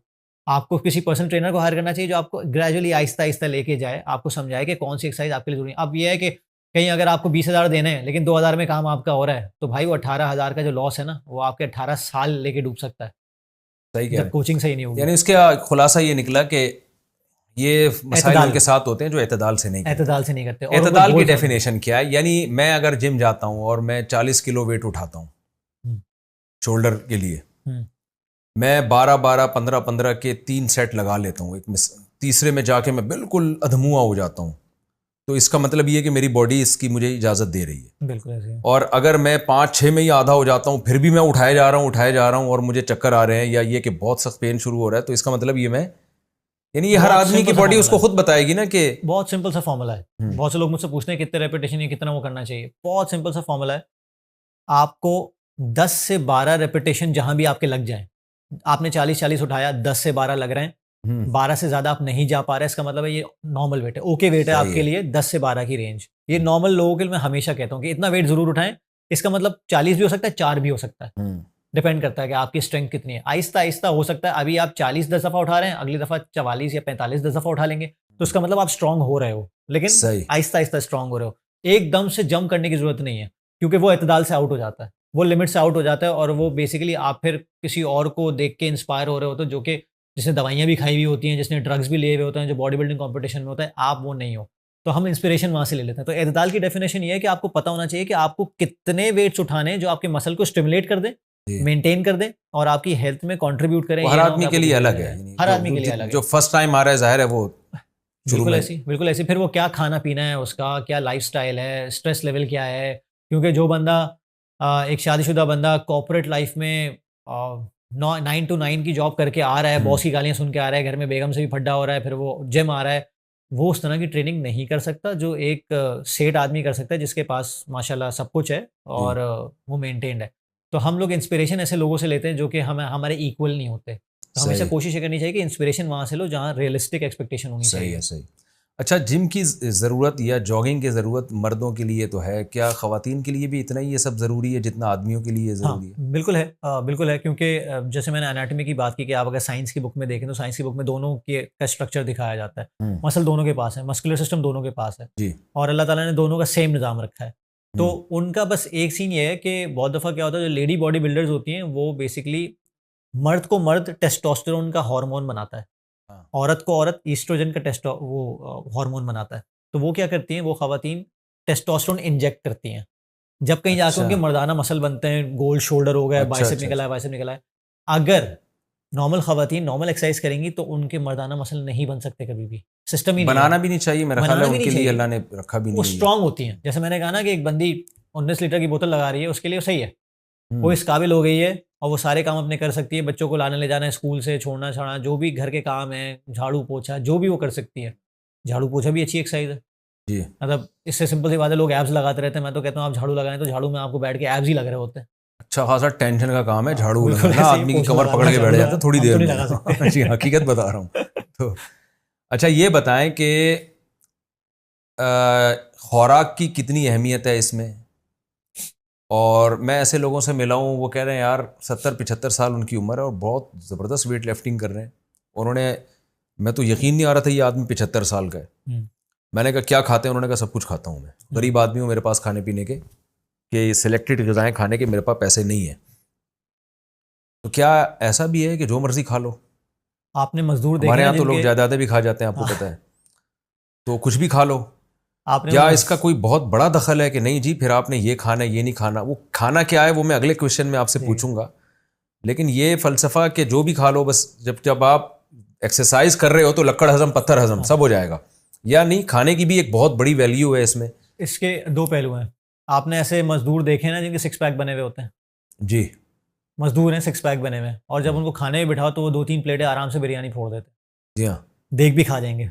जी हाँ। गरीब लोग होते हैं बेचारे, जी उनको नहीं इतना मयस्सर होता, वो इतना खाना नहीं खा पाते। इसका मतलब ये है कि उनका मैनुअल वर्कआउट ही इतना है, जी इतनी कसरत करते हैं वो दिन में कि उनको अगर एक देग भी खा लें तो वो हज़म हो जाती है क्योंकि वो कंज़्यूम कर लेते हैं। जी। हमारे लाइफ़स्टाइल के साथ मसला ये है कि हमारा लाइफ़स्टाइल इतना ईज़ी हो गया है, हर चीज़ इतनी एक्सेसिबल हो गई है कि हम वो जैसे मैंने हंटर गैदरर्स का बताया, जानवरों को पकड़ने के लिए आपको भागना होता था, हम्म, मारना होता था, लड़ना होता था और वहशी जानवरों से लड़ना होता था। ये बहुत ज़्यादा पावर माँगती है ये चीज़। हाँ। आपके पास क्या है पावर माँगने वाली चीज़? जी हाँ। अगर मैं अपनी सेल्स के करियर का बताऊँ, जंगें होती थी आपस में, जंगें होती तलवारों से थी, लड़ रहे ये होते थे। कम होता था। तो हम्म, ये सारी कैलोरी कंज़्यूम हो रही है ना। अगर मैं अपने सेल्स के करियर की बात करूँ, शुरू में जब कभी मुझे एक्सरसाइज का मौका नहीं मिलता था, तो मैं क्यों फ्रस्ट्रेट होता था। सुबह उठ रहा हूँ, नाश्ता कर रहा हूँ, गाड़ी में बैठे हुए हैं, ऑफ़िस जा रहे हैं, मीटिंग में बैठे हुए हैं, सेल्स के मतलब कस्टमर के पास गए, क्लाइंट मीटिंग में बैठे हुए हैं, फिर बॉस को दोबारा बैठे हुए हैं, फिर दोबारा घर जा रहे हैं, फिर बैठ के टीवी देख रहे हैं, फिर सो गए। इसमें कहाँ है वर्कआउट? जी हाँ। इसमें कोई भी चीज़ मैं ऐसी नहीं कर रहा जो कि कैलोरी कंज़्यूम करे। अच्छा, जी उसमें इसलिए कहा जाता है कि खुराक का कंट्रोल इसलिए करें, अब आप इस लाइफ़स्टाइल में वो काम नहीं कर सकते कि कुछ भी खा लें, क्योंकि जी अब आपके पास एक ही तरीका है। 2 वेरिएबल्स होते हैं ना, या इसको ट्विक करो थोड़ा-सा, इसको ट्विक करो थोड़ा-सा। अब आप इसको तो नहीं कर सकते क्योंकि आप वर्कआउट ज़्यादा नहीं कर सकते, आपका बिज़ी लाइफ़स्टाइल है, तो आपको यहाँ पे कमी करनी पड़ेगी। सही। आप वैसा नहीं खा सकते, आप जो भी दिल में आए नहीं खा सकते। अगर आपका वर्कआउट बहुत ज़्यादा, मैं ऐसे लोगों को जानता हूँ, नॉर्मल एक एवरेज कैलोरी की रिक्वायरमेंट होती है 2000, 1800 से 2000, 2000 से 2200 कैलोरीज़ मेल्स के लिए। मैं ऐसे एथलीट्स को जानता हूँ, जो 10,000 कैलोरीज़ भी रोज़ खाते हैं लेकिन फिट हैं, क्योंकि हम्म, उनका इतना मैनुअल वर्कआउट है, उनका काम ही यही है, वो जीते इसी जी पे हाँ। हैं। जी। मज़दूरों जैसा वर्कआउट है। तो इसका मतलब बिल्कुल ठीक है, लेकिन हमारा आम आदमी अगर इस तरह का बोले कि नॉर्मल यार आदमी कुछ की भी हम बात कर रहे हैं जो ज़ाहिर है इतना नहीं, वर्कआउट। उसके लिए डेफ़िनिटली खुराक पे फ़ोकस ज़रूरी है और फ़ोकस प्रोटीन पे ज़्यादा रखें, कार्बोहाइड्रेट पे कम रखें। हाँ, अब ये अगला सवाल मेरा है हुँ। ना कि खुराक में फिर कौन सी खुराकें ज़्यादा खाएं? आप बीफ खाएँ। प्रोटीन में यानी एक तो कार्ब वाली ग़िज़ाएँ होती हैं, हुँ, सही एक है, प्रोटीन वाली ग़िज़ाएँ होती हैं। कार्ब वाली मेरा ख़्याल है ज़्यादातर ये आलू और चावल और सही। जो रोटी है, ये इसका सबसे बड़ा एक अनाज ज़रिया और है। सब्जियाँ जितनी हो गई हैं बेसिकली जी हाँ। सही है। और प्रोटीन में मेरा ख्याल है दूध है, अंडे हैं और ये गोश्त मोश्त हो गया इसमें। बिल्कुल। तो क्या बैलेंस होना चाहिए इनका? कितना गोश्त डेली खाना चाहिए या हफ्ते में एक दफ़ा खाना चाहिए? कितने चावल खाने चाहिए? रोटी को ज़्यादा फोकस करना चाहिए? मैं तो पराठे फोड़ता हूँ बैठ के, ये कोई अच्छा काम कर रहा हूँ या गलत कर रहा हूँ इस पे आप जो है बस ये फोड़ना नहीं चाहिए, बस खाना चाहिए, खाना चाहिए, फोड़ना नहीं चाहिए, बस ये एक डेफिनेशन है। खाएं आप सब कुछ एतदाल से खाएं, देसी घी में भरे पराठे खाएं, कोई ऐसा मसला नहीं है जब तक आप उसको कंज्यूम कर रहे हैं और एक एतदाल में खा रहे हैं। जैसे मैंने कहा ना 40% प्रोटीन, 40% प्रोटीन, 40% कार्बोहाइड्रेट, 20% फैट। ये हमें कैसे पता चलेगा कि हमने 40% प्रोटीन ले लिया है? देखें आपके गूगल अवेलेबल, यानी जितना प्रोटीन है उतना ही कार्बो। हाँ, इसके लिए न्यूट्रिशनिस्ट और डाइटिशियन मौजूद हैं। बेसिकली मैं जब प्लान्स बना के देता हूँ तो हम लोग इसी तरह बना के देते हैं कि आपके पहले देखिए हमारे जो लिसनर है ना, आप यूँ समझे बहुत देसी हैं, किसी के पास टाइम नहीं गूगल पे बैठने का। हाँ, आप सीधा सीधा बता दें सुबह नाश्ते में क्या खाएं, दोपहर खाने में क्या खाएं, रात खाने में क्या खाएं, ये बताएं आप सीधा सीधा। सबसे पहले तो चावल और रोटी छोड़ने की ज़रूरत नहीं है। अगर आपको खुदा ना खास्ता कोई ज़्यादा ब्लड प्रेशर का इशू है या ग्लूकोज का इशू है, उसका डायबिटीज़ का इशू है, तो आप डाइटिशियन से मशवरा करें, न्यूट्रिशन को दिखाएं। नहीं, मैं उन लोगों की डॉक्टर को बात कर रहा हूँ जो ब्लड प्रेशर के पेशेंट भी नहीं है, सही क्योंकि है। जो ब्लड प्रेशर का पेशेंट है वो तो पहले ब्लड प्रेशर का हाँ, हम मसला लोग हल जनरली करेगा, बात तो कर रहे डॉक्टर हैं के कि पास नॉर्मल जाए ना। हेल्दी लोग जो हैं वो हाँ, क्या या करना शुगर चाहिए। का कोई पेशेंट है वो तो उसको तो हम नहीं बता सकते कितनी रोटी खानी है, सही कितनी वो तो डॉक्टर से एक पूछेगा, नॉर्मल शुगर आदमी टेस्ट को- कराएगा। एक नॉर्मल आदमी एक नॉर्मल आदमी को रोटी चावल भी खाना चाहिए, गोश्त खाना चाहिए, गोश्त में बीफ खाना चाहिए, चिकन है, बीफ है। बड़ा गोश्त भी खाना चाहिए। हाँ, बड़ा गोश्त वो भी तो खाना कहते हैं चाहिए। बहुत नुकसानदेह, कोलेस्ट्रॉल पैदा करेगा और ये नहीं करेगा नहीं, और बड़े गोश्त के काफ़ी ऐसे कट्स हैं जिसमें दिल कोलेस्ट्रॉल के नहीं होता। बीमारियां पैदा करेगा वो। नहीं नहीं, बीफ का प्रोटीन अल्लाह ताला ने जो प्रोटीन में अमीनो एसिड होता है, प्रोटीन अंदर जाके टूटता है और अमीनो एसिड बनता है जिससे एनर्जी आती है। जो अमीनो एसिड प्रोफाइल है ना वो बीफ का सबसे बेहतरीन है दुनिया में, और अच्छा। अंडे का और इसका। यानी हजम होने के हाँ, लिहाज से। हजम होने के लिहाज से, और उसमें सब सारी वो सलाहियतें हैं जो कि एक अच्छे प्रोटीन में होती हैं। अच्छा, बीफ का प्रोटीन और अंडे का प्रोटीन बेस्ट है, क्योंकि इन दोनों प्रोटीन को देख के सप्लीमेंट के प्रोटीन बनाए जाते हैं। ये सबसे बेहतरीन प्रोटीन की जो सोर्स है वो बीफ है हाँ। और अंडा। बीफ है और अंडा है, बड़ा गोश्त और अंडा खाएं। बिल्कुल। लेकिन बड़ा गोश्त जाहिर है कुछ ऐसे कट्स होते हैं, स्टेक कट हो गया, पुट का गोश्त हो गया, इस तरह के जो कम फैट वाले कट होते हैं वो आप खाएं, क्योंकि ज्यादा कंजम्पशन स्टेक का नहीं होना गोश्त कौन चाहिए। सा है? पुट का तो सुना हुआ है। हाँ, स्टेक हाउसेस में हम स्टेक्स खाते हैं ना, जो एक बेसिकली ये नहीं, आप खाते रीढ़ की होंगे। हड्डी, अच्छा, रीढ़ की हड्डी के पास का जो गोश्त होता है। अच्छा अच्छा। और कुछ ऐसे कट्स हैं जो रान की तरफ हैं, कुछ ऐसे अब देखें, हम तो जाते हैं भाई 1 किलो गोश्त दे दे सीधा सीधा। हाँ। उसका बताएं वो खाएं कि नहीं खाएगा। उसमें देखें बहुत दफ़ा विजिबल चिकनाई होती है आपके सामने, हाँ। तो वो थोड़ा तो सा हटा avoid दें करें। हम। हाँ, वो आप हटा दें, उसको अवॉइड करें। बाकी बीफ बेहतरीन प्रोटीन है, आप खाएं, कोई नहीं, मसला ये तो मेडिकल साइंस आजकल कह रही है कि जानवरों का फैट अच्छा होता है सेहत के लिए। हाँ, बिल्कुल बिल्कुल अच्छा है। लेकिन फैट भी दो तरह के हैं, saturated fat, unsaturated fat, polyunsaturated, वो लंबी डिबेट है। दुम्बे की चर्बी का बताएं सीधा सीधा। चर्बी इज़ गुड, कोई मसला नहीं है। देखें एतदाल में तो गुड है, देसी घी भी एतदाल में तो गुड है। अब हर चीज़ में देसी घी वर्कआउट चुपड़ कर के रहा खाया है जा तो रहा फिर है। ठीक है। हाँ, हर चीज़ में देसी घी चुपड़ के खाया जा रहा है, वो सही नहीं है। तो हर, जैसे मैंने कहा ना, 20% आपके वो रखें, क्योंकि देखें आपकी जो बॉडी में मसल का सेल है ना, जो आपकी बॉडी में ट्रिलियन सेल्स हैं जिसकी आपकी बॉडी के मसल्स बने हुए हैं। हर मसल, छोटे से छोटा जो एक पार्ट है ना, वो 2 चीज़ों का बना हुआ है, फैट और प्रोटीन। जी बस, कार्बोहाइड्रेट नहीं है उसमें। जी हाँ। तो आपकी बॉडी को फैट की रिक्वायरमेंट है, और ऐसे विटामिन और मिनरल्स हैं जो फैट सोल्यूबल होते हैं, जो बॉडी में फैट होगा तो डिसॉल्व होंगे, वरना आपने खाया नीचे से निकल गया, वो बिल्कुल सही। ऐसा ही, वो डिसॉल्व नहीं हुआ बॉडी में, वो एब्जॉर्ब नहीं हुआ। उसके लिए भी आपको फैट चाहिए। तो फैट उतना ही जरूरी है। ये फैट कट कर देना, कार्बोहाइड्रेट कट कर देना, ये कहीं की वो नहीं है, बस ऐसी एक क्विक फिक्स है, कहते हैं ना ट्रबल अच्छा, शूटिंग डेली करनी है गोश्त आपको। खा सकते हैं हम? कोई नुकसान तो नहीं है इसका? हाँ, बिल्कुल खा सकते हैं, पर थोड़ा सा ये कि हमें देखना चाहिए यूरिक एसिड के वगैरह के इश्यूज थोड़े से, जिन लोगों के साथ हो वो तो हाँ, फिर मॉनिटर करते रहें आप, जी, अपने जी। टेस्ट करवाते रहें, जहां आपको लगे कि आप ज्यादा कर रहे हैं, कम कर रहे हैं, तो बेहतर तो अच्छा, यही है कि प्रोटीन में सबसे ज्यादा इसमें चिकन हो गया, बीफ हो गया, बीफ अंडे हो में। गए। अच्छा, चिकन में भी बहुत प्रोटीन है। हाँ, चिकन तो प्योर प्रोटीन है, और चिकन ब्रेस्ट खास तौर पे लोग लाते नहीं खाते, लोग और लाते खाने में क्या नुकसान है चिकन की? थोड़ा सा बस बीवी के फैट, लाते हैं तो खाते ही रहते हैं हाँ। लोग, ससुराल से भी खाते रहते हैं। तो उसमें क्या जा रहा है फिर?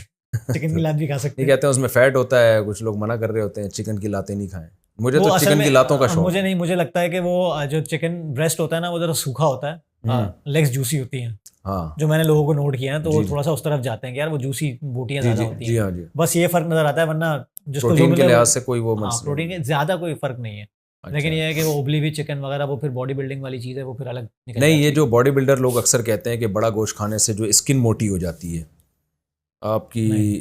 जो है ना ये आप देखने में अट्रैक्टिव नज़र नहीं आते, ये इसकी क्या हकीकत है? देखें, स्किन मोटी होने का मतलब ये है कि स्किन के अंदर पानी होल्ड किया हुआ है बहुत ज़्यादा। ये जो बॉडी बिल्डर्स के एक-एक कट निकल के आते हैं ना, देखें, बॉडी बिल्डर्स को पहचानने का कि इसने कोई ड्रग ली हुई है, क्या नहीं ली हुई है, एक 2-3 तरीके हैं। एक तो हुँ, ये कि वो बहुत ह्यूज होगा और बहुत ह्यूज के बाद उसका एक-एक कट वाज़ेह नज़र आ रहा होगा, ठीक हुँ, है? और वो तकरीबन 30 साल से ऊपर का होगा।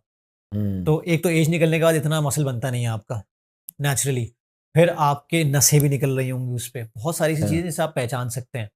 तो वो जो उनके स्किन जो इतनी क्रिस्प होती है ना, पेपर स्किन कहते हैं उसे, वो यूँ करते हैं तो हाथ में ऐसे आ जाती है। वो अच्छा, लोग बहुत ज़्यादा पानी उसमें से निकालते हैं। मतलब अच्छा। उससे पहले वो ऐसी ड्रग्स नहीं, लेते हैं। खुलासा ये निकला कि हमें कोई ज़रूरत नहीं है बड़ा गोश्त छोड़ने की, अगर कोई बीमारी नहीं है, कोई अगर डॉक्टर ने ये मना कहा नहीं जा किया। रहा है कि बड़े गोश्त से वाटर रिटेंशन होती है, तो देखिए, बड़े गोश्त में कार्ब्स नहीं है, हुँ, प्रोटीन है। कार्ब्स हुँ। से वाटर रिटेंशन होती है, प्रोटीन से नहीं होती है। तो ऐसा कोई मसला नहीं है, आप प्रोटीन अच्छा, खाएँ। गोश्त खाने का सबसे बेहतरीन तरीका क्या है? अक्सर जो शोरबा बना के खाते हैं, या बॉयल करें उसको, या स्टीम में पकाएँ, या बस तल कम के से कम खाएँ, या तेल में। तिक्के बना के खाएँ? कम से कम तेल में बनाओ, डीप फ्राइड ना हो। जितना कम तेल आप यूज़ कर सकते हैं उतना अच्छा है, कोई ऐसा मसला नहीं है। आप पका के खाएँ, इससे मज़े के खाने बना के खाएँ, बॉयल खाने की ज़रूरत नहीं है। सही। क्योंकि देखें, जब आप वैसे ही कम खा रहे होंगे ना, थोड़ा-सा डाइट करते हैं और थोड़ा खाने पे कंट्रोल करते हैं और उस पे आप खाने को बदमज़ा भी कर दें, फिर वो तो ज़्यादती है। मतलब आपकी ज़बान का टेस्ट भी अल्लाह ताला ने बनाया हुआ है, आप एन्जॉय करें खाने को। जितना कम बनाएँ उतना अच्छा टेस्टी बनाएँ। अब तो यूट्यूब पे इतनी रेसिपीज़ अवेलेबल हैं हुँ। कि आपको पूछने की ज़रूरत भी नहीं है किसी से। अंडा जो है, तला हुआ अंडा जो है, इसमें और बॉयल अंडे में, बॉयल ज़्यादा बेहतर है? नहीं, कोई ऐसा कोई मसला ऐसा नहीं है। मसला नहीं है? कोई ऐसा मसला नहीं है। मैं बॉयल खाए हुए मुझे तो मेरे ख़्याल से कोई 4-5 साल हो गए। मैं तो अच्छा, अगर मैं अंडों का दुश्मन हूँ वैसे। दिन के 6-7 अंडे तो आराम से खा जाता हूँ। अच्छा। कभी-कभी ऐसा भी तो 10 भी खा जाता हूँ। नहीं, 2-3 अंडों के बाद तो अंडा बोलने हाँ, लगता है अंदर जाके, वो कैसे खा लेकिन ले? लेकिन मेरा एक तरीका है। मैं तो जब भी तीसरा अंडा खाया, अंडा ने मुझे बताया कि भाई तूने क्यों खाया? मेरा एक तरीका है। वो हुँ, बड़ा एक मेरा फ़ेवरेट ऑमलेट है। सही हुँ, है? वो जो मैं बनाता हूँ उसमें हरी प्याज़ ये सब चीज़ें सारे लवाज़मात डाल के बड़ा फ़ेवरेट, बड़ा मज़े का बनता है वो। जी, तो मैं उसको खाना चाहता हूँ कि यार वो खाने को उस तरह ना खाएँ कि आपका दिल ही ना चाहे। हुँ, उसको कम बनाएँ, लेकिन अच्छा बनाएँ, क्योंकि कैलोरिक डेफ़िसिट में क्या होता है, आप क्या करते हैं, आप बोलते हैं खाना कम खाओ। एक चीज़ जो भूल जाते हैं, खाने की क्वांटिटी कम करके क्वालिटी इंक्रीज़ करनी होती है। सही, ये नहीं करते आप। आप जी, सिर्फ़ ये कम कर देते हैं, तो इसलिए क्या होता है कि आप कमज़ोर होना शुरू हो जाते हैं, हुँ, आँखों में हल्के पड़ना शुरू हो जाते हैं, चिड़चिड़ाहट हो ठीक, जाती है, ये सब ठीक, चीज़ें ठीक। हो जाती अच्छा, हैं। ये तो दूध है, इसका कितना दखल है प्रोटीन में? दूध पीना चाहिए? दूध फ़ायदेमंद चीज़ है? दूध देखें, हर खाने की ना, जैसे हर रेस्टोरेंट की एक स्पेशलिटी होती है। मज़ेदार हलीम, चलो सही है, हलीम के साथ हुँ, तो बारबेक्यू टुनाइट वगैरह बारबेक्यू है। इसी तरह दूध is not primary source of protein, fat की या कार्बोहाइड्रेट की सोर्स है वो। इस हुँ, तरह बीफ में प्रोटीन है, हुँ, फिर कहीं जाके फैट है। हुँ। नट्स जो नहीं, बादाम दूध हो में क्या गए, प्रोटीन की सोर्स है वो? नहीं, प्रोटीन कम है। अच्छा, फिर प्राइमरी क्या है उसमें प्राइमरी ज़्यादा? सोर्स नहीं फैट है। ज़्यादा है? हाँ, फैट है और कार्बोहाइड्रेट है, लेकिन इट्स गुड। और ख़ास तौर पे अगर आप बहुत ज़्यादा वेट आपका हो गया है और आपको काम करना है, तो शुरू में डेयरी छोड़ने से काम फ़ायदा अच्छा हो जाता है थोड़ा-सा, अच्छा, क्योंकि फैटनिंग होता है वो दूध। लेकिन अगर एक मिकदार में आप पी रहे हैं और आपकी डेली रूटीन में शामिल है, तो कोई मसला नहीं है। बहुत दफ़ा अच्छा, क्या ये होता है। बताएँ कि ये जो बारीक-बारीक लड़के हैं, हुँ। 18 साल के, हमारा वासे है, इसको मैं लासानी के कट्टे नहीं, बड़े-बड़े ऊँटे तैयार होने, वहाँ ले गया। मैंने कहा यार 2 साल में इसको भी ऐसा तैयार कर दो, पैसे कितने लोगे? मैं भी एक इस उम्र में ऐसे ही बारीक सा होता था, बहुत ज़्यादा। सही है। बड़ा शौक था मोटा होने का। कितने बारीक-बारीक लड़के इस वक़्त इंटरव्यू सुन रहे होंगे, उनकी ख्वाहिश होगी कि हमारे लिए कुछ नहीं पूछ रहे आप। इनके पास मोटा होने का कोई तरीका है? मंड के खाएँ। नहीं, मंड के खा के भी देख लिया इन्होंने। क्या जिम इसका हल है कि ये जिम बिल्कुल में है। जाके अगर मंड के खाएँगे, तो ये मोटे हो जाएँगे?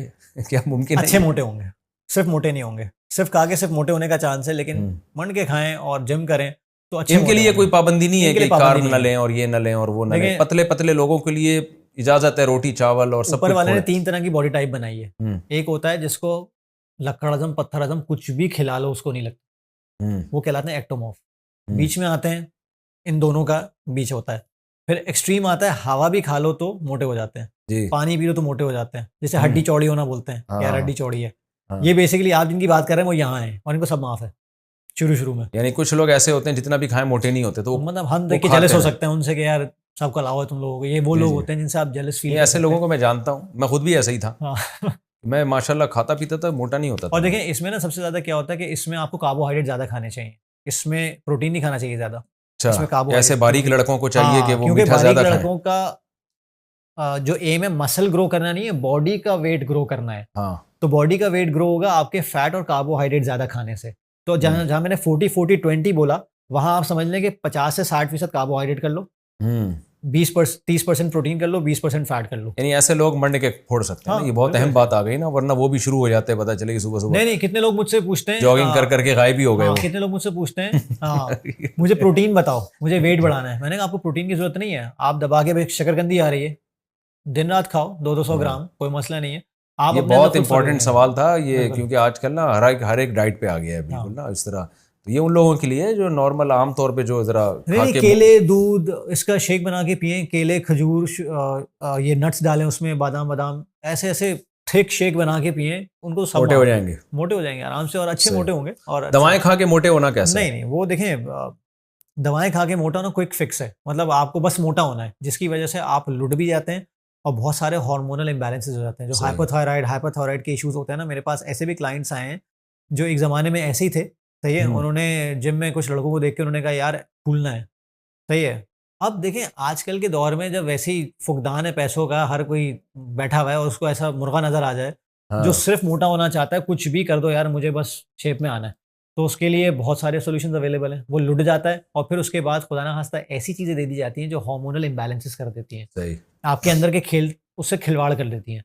तो इस सबसे अच्छा तरीका ये, नेचुरल चीज़ों पे टिके रहो, केले खाओ, खजूरें खाओ, दूध पियो, देसी घी में बने पराठे खाओ, जी। और अच्छा, आप तो फास्ट फूड भी खा सकते हो आप। ठीक ठीक ठीक। अच्छा, जिम में एक बड़ा मसला ये होता है कि जो लोग जिम में जाते हैं ना, उनके चेहरे की रौनक ख़त्म होना शुरू हो जाती है।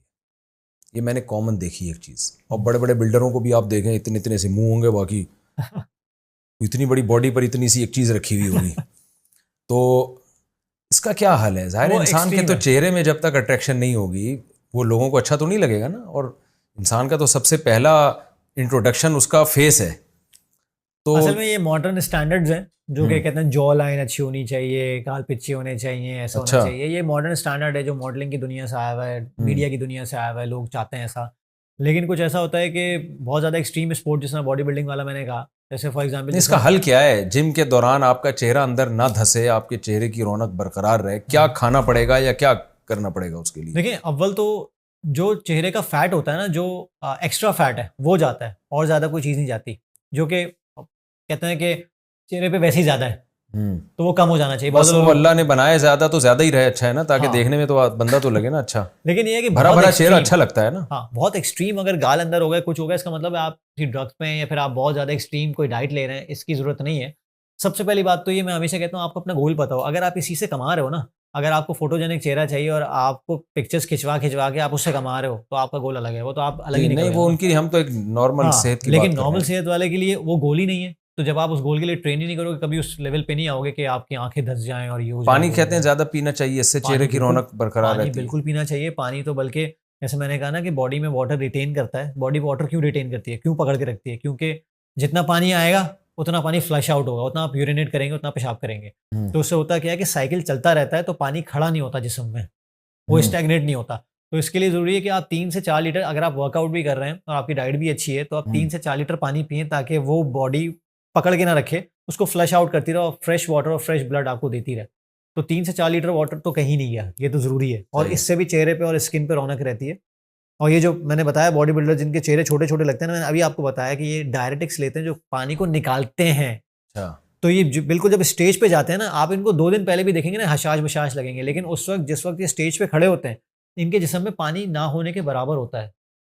और बहुत दफ़ा क्या होता है, वो पोजिंग करते हुए ना क्रैम्प्स पड़ जाते हैं, पट्टे चढ़ जाते हैं। वो क्यों होता है? क्योंकि पानी की कमी है और चल रहा होता है इस तरह। अच्छा, ये बताएं कि जिम से पहले, यानी एक्सरसाइज से पहले खाना चाहिए या बाद में खाना चाहिए? कुछ लोग हमने देखा है कि एक्सरसाइज के दौरान भी कुछ ना कुछ थोड़ा बहुत जूस वगैरह पीते रहते हैं। देखें, इसमें सही क्या है? प्री वर्कआउट मील कहते हैं इसे, जो आपके डिपेंड करता है आप किस तरह की एक्सरसाइज करने जा रहे हैं। अगर आप हैवी वेट्स करना जा रहे हैं और आप इंजॉय करना चाहते हैं कि हैवी वेट्स उठें आपसे, तो दलिया खा के जाएं 2 घंटे पहले, फौरन नहीं, 2 घंटे पहले दलिया खाएं। 2 घंटे पहले या आधे घंटे पहले 2 खजूरें खा लें। अच्छा, 2 केले खा लें, खजूरें खा लें। ये बेसिकली इंस्टेंट एनर्जी देता है आपको, आपके मसल्स के लिए, या आपके जो सेंट्रल नर्वस सिस्टम होता है ना, जाग जाता है थोड़ा सा। बहुत दफ़ा ब्लैक कॉफ़ी पीते हैं लोग, ब्लैक कॉफ़ी में कैफीन होती है, सही है, तो वो भी आपके सेंट्रल नर्वस सिस्टम को एकदम जगाता है, अलर्ट करता है। कॉफ़ी लोग हम्म, रात को पीते हैं ना, स्टडीज़ करने बैठते हैं तो कॉफ़ी पे कॉफ़ी चढ़ाए जा रहे हैं। तो ये कुछ ऐसी चीज़ें हैं जो कि इंग्रीडिएंट्स हैं जो कि आपको हेल्प करते हैं वर्कआउट से पहले। लेकिन पेट भर के खाने की ज़रूरत नहीं है, क्योंकि हम्म, पेट भर के खा के जाएँगे तो उल्टी-उल्टी हो सकती है। सिंपल सी बात है कि सही। आपके पेट में वो रखा नहीं होना चाहिए। जी। 2 घंटे पहले आपने खाना खत्म कर लिया हो, पेट भर हम्म, के आपने खाना खा लिया, अब एक्सरसाइज से 20 मिनट पहले 2 खजूरें, 1 केला, सेब, इस तरह की चीज़ें तो आपको एक इंस्टेंट एनर्जी प्रोवाइड कर दे आपके वर्कआउट के लिए, सही। ये सही है। हाँ, खाने बहुत तो लोग क्या करते हैं, एक बेवकूफ़ी करते हैं कि एक्सरसाइज के बाद खाते ही नहीं है, सो जाते हैं। बहुत लेट वर्कआउट कर रहे हैं, मंड के वर्कआउट किया, ज़बरदस्त किया यार, मज़ा आ गया, सो गए।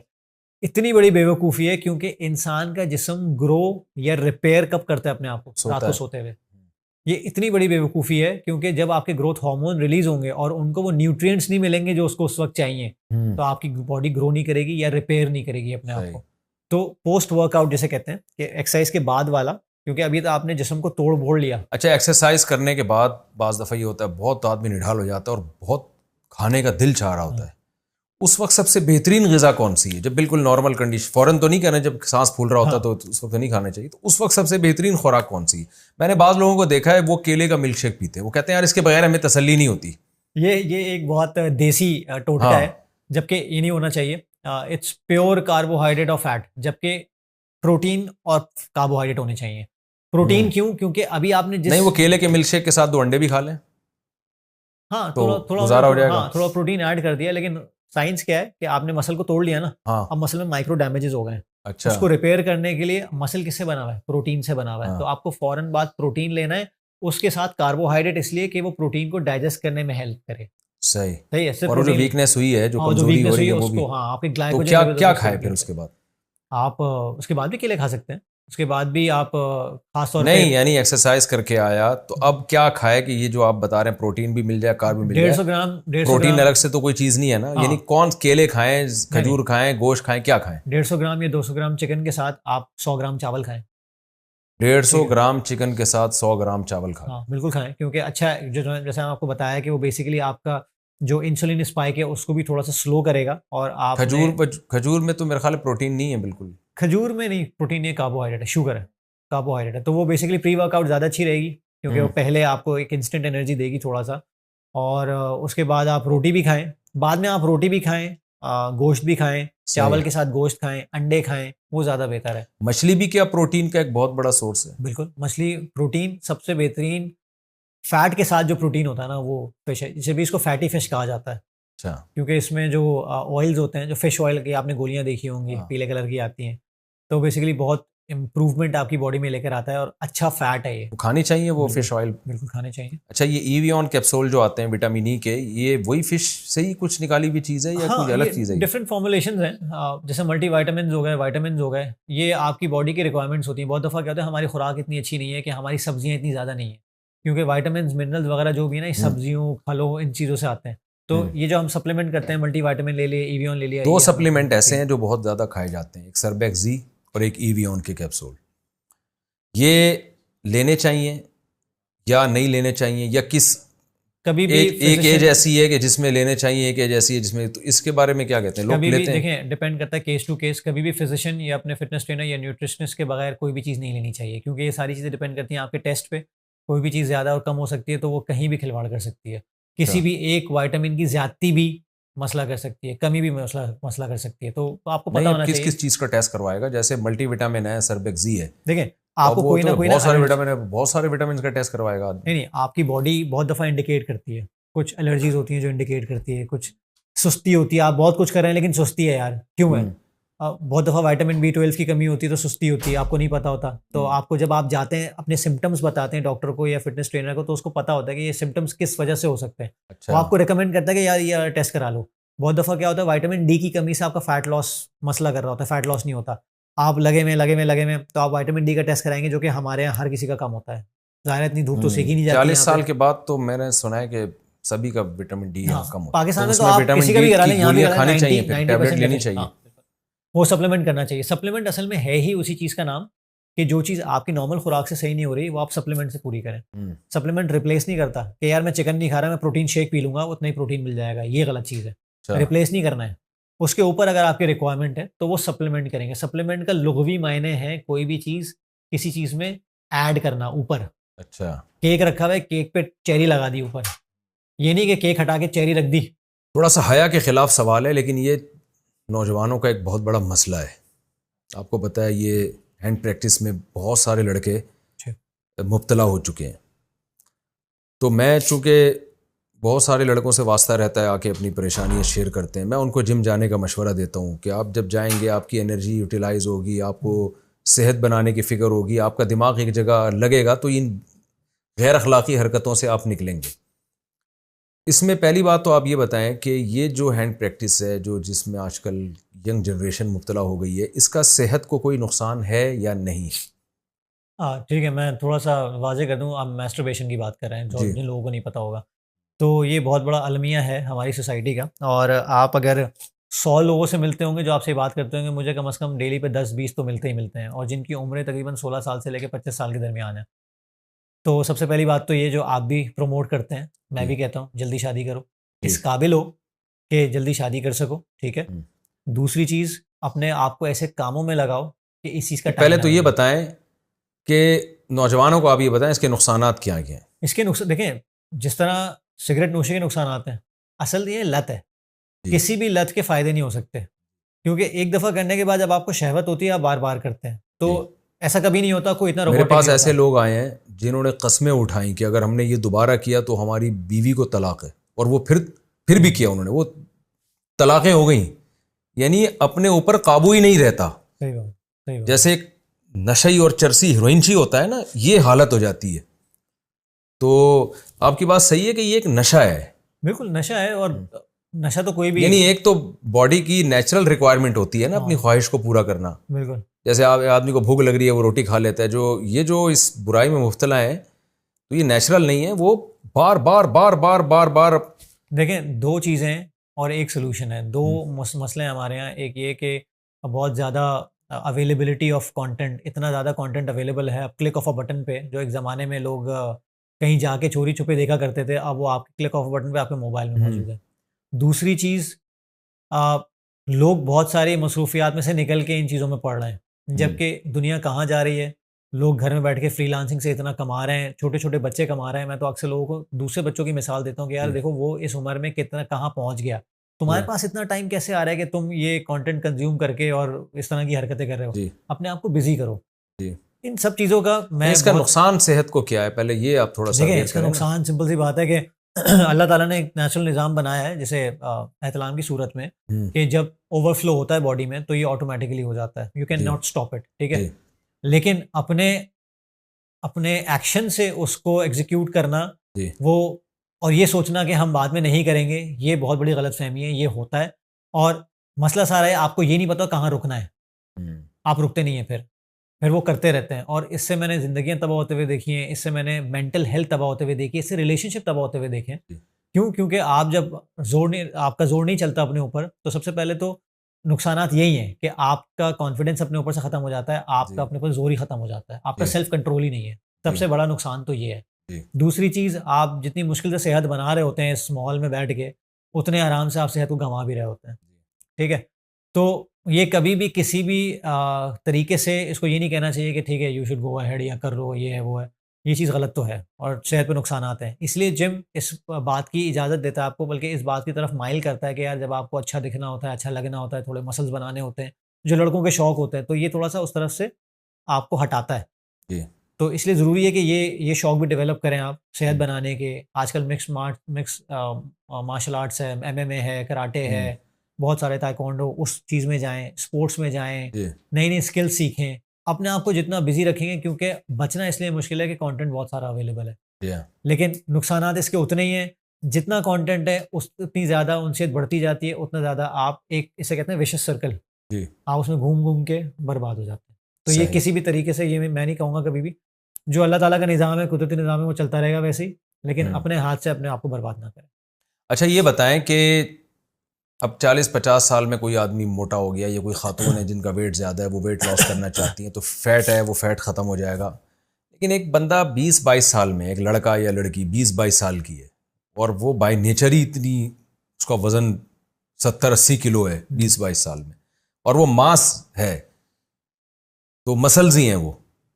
तो उसको वेट लॉस करना है, सिर्फ जाहिर है हेल्दी तो है वो, यानी उसमें मैंने जैसे बताया ना सारी रिपोर्टें क्लियर हैं, ठीक है ना, लेकिन वो सिर्फ एक इसलिए कि एक मुआशरे का एक देखने में कोई अच्छा इंसान नज़र आए कि इतना मोटा ताज़ा जा रहा है या जा रही है, वो चाहता है कि भाई मैं अपना वेट लॉस करूं, तो क्या उसके लिए भी कोई आप लोगों के पास पैकेज है? ये मुमकिन भी है कि इस एज में अपना वेट लॉस करें जबकि वीकनेस भी ना हो, कोई बीमारी भी ना हो? 20-22 साल की बात कर रहे हैं। हाँ 20-22 साल की, जो अभी तो उसकी उम्र है ना, जितनी उम्र अच्छी है 20-22 साल, आप 30 से पहले पहले जितना काम कर लें उतना अच्छा है, क्योंकि 30 के बाद आहिस्ता आहिस्ता चीज़ें खराब होना शुरू होती हैं। लेकिन मैं ये नहीं कहता कि पॉसिबिलिटी खत्म हो जाती है, बट कम होना शुरू हो जाती है क्योंकि आप बिजी होना शुरू हो जाते हैं जी। तो जितना सेहत आप पे, यानी सेहत ये पे ध्यान मुमकिन है देंगे कि जल्दी। 20-22 साल का एक लड़का या लड़की जिसको बिल्कुल, जो बहुत ज्यादा वेट ज्यादा हो मुझे उसका, कितने मैसेज आते हैं और फेसबुक पे वो कि वो फिट हो जाए बिल्कुल, हाँ। एक यानी उसकी बॉडी एक शेप में आ जाए। मुझे कितने मैसेज आते हैं खवातीन के कि 22 साल की हूँ, 18 साल की हूँ, 24 साल की हूँ, रिश्ते नहीं आ रहे, आते हैं तो देख के चले जाते हैं, वो साइज देखते हैं, जाहिर है हमारे एक जी। कल्चर है, वो देखते हैं कि दिखने में भी अच्छा लगे, तो वो लड़के तीली से हैं और लड़कियां अगर ऐसी मिल रही है तो सबसे पहले कंपैरिजन होता है तो उसके लिए बहुत जरूरी है आप जब भी सेहत पे काम करेंगे। दुल्हन बैठी हुई है, वो हाँ। 4 आदमियों की जगह घेर के, और दूल्हा को तलाश करना पड़ रहा है कहाँ? बिल्कुल ऐसे ही है। अच्छा, उसमें जैसे आपने शुरू में कहा कि कुछ लोग बीमारी से होते हैं, जैसे हाइपोथायराइड है, किसी को थायराइड का मसला है तो वो डेफिनेटली हाइपो है, तो वो फिर वो तो ज़्यादा खैर वो मसला होगा। लेकिन अगर वो ऐसी है या ऐसा है जो अपने खाने पीने पे कंट्रोल करके, ये भी एडिक्शन है ना, सामने बर्गर नजर आ रहा है, नहीं खाने चीज़ें पीने नजर पे आ रही कंट्रोल हैं, कर लिया तो उसके लिए भी एक्सरसाइज जरूरी है। उसके लिए भी एक्सरसाइज जरूरी है, क्योंकि खाने पीने देखें फिजिकल हेल्थ के लिए 30 to 40% एक्सरसाइज है ही है। अगर 60 to 70% डाइट है तो एक्सरसाइज को कभी भी आप एक्सक्लूड नहीं कर सकते कि नहीं यार ये साइड पे करके, खुदा ना खासा कोई हैंडीकैप है नहीं कर सकता, समझ यानी में वो आता किसी है। ट्रेनर से रब्ता करे तो ये पॉसिबल है, मुमकिन है ये हो जाए। बिल्कुल बिल्कुल वो लोग possible मायूस है। ना हो, जो बहुत ही कितनी पतले भी सारी- मायूस ना हो, मोटे भी मायूस पतले ना हो। मायूस ना, पतले ऐसे मोटे होते हैं कि आपने आपको मोटी सोचते- को मोटिवेट कर दिया। हाँ बिल्कुल ऐसे मोटे को भी मोटिवेट कर दिया और बिल्कुल मोटी ऐसे। को भी मोटिवेट असल कर में दिया। ये भी एक मसला है ना, हम लोग मोटिवेशन के पीछे भागते हैं जो कि कभी नहीं मिलती है। जी आपके पास रीजन नहीं होता है जी भाई, ये बहुत सॉलिड रीजन है कि शेरवानी में फिट आना है, हाँ। सॉलिड रीजन है अगर देखा मैं जाए तो लोगों से कहता हूँ एक कुर्ता शलवार बनाओ हाँ। कि ऐसा होना और चाहिए, इबरत फिर का निशान बना आप लो उसमें आओ। उसे। हाँ, कुर्ते अपनी फिटनेस के ना पहनो, अपने आप को कुर्ते के हिसाब से उसे एडजस्ट कर लो बेंचमार्क कि बना लो कि इससे ज्यादा मैं नहीं मुझे आना मुझे।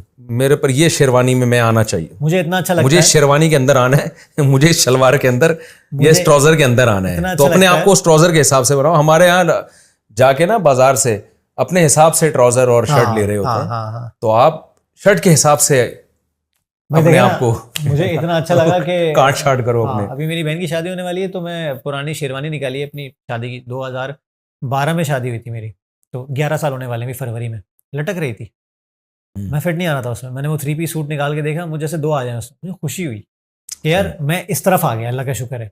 तो कॉन्फिडेंस बिल्ड करने के लिए अपनी फिटनेस पे काम करने से ज़्यादा कोई अच्छी चीज़ नहीं है। आप में कॉन्फिडेंस बिल्ड होता है कि मुझ पे अपना कंट्रोल है, मैंने अपनी लाइफ को कंट्रोल करके यहाँ तक ले आया हूँ।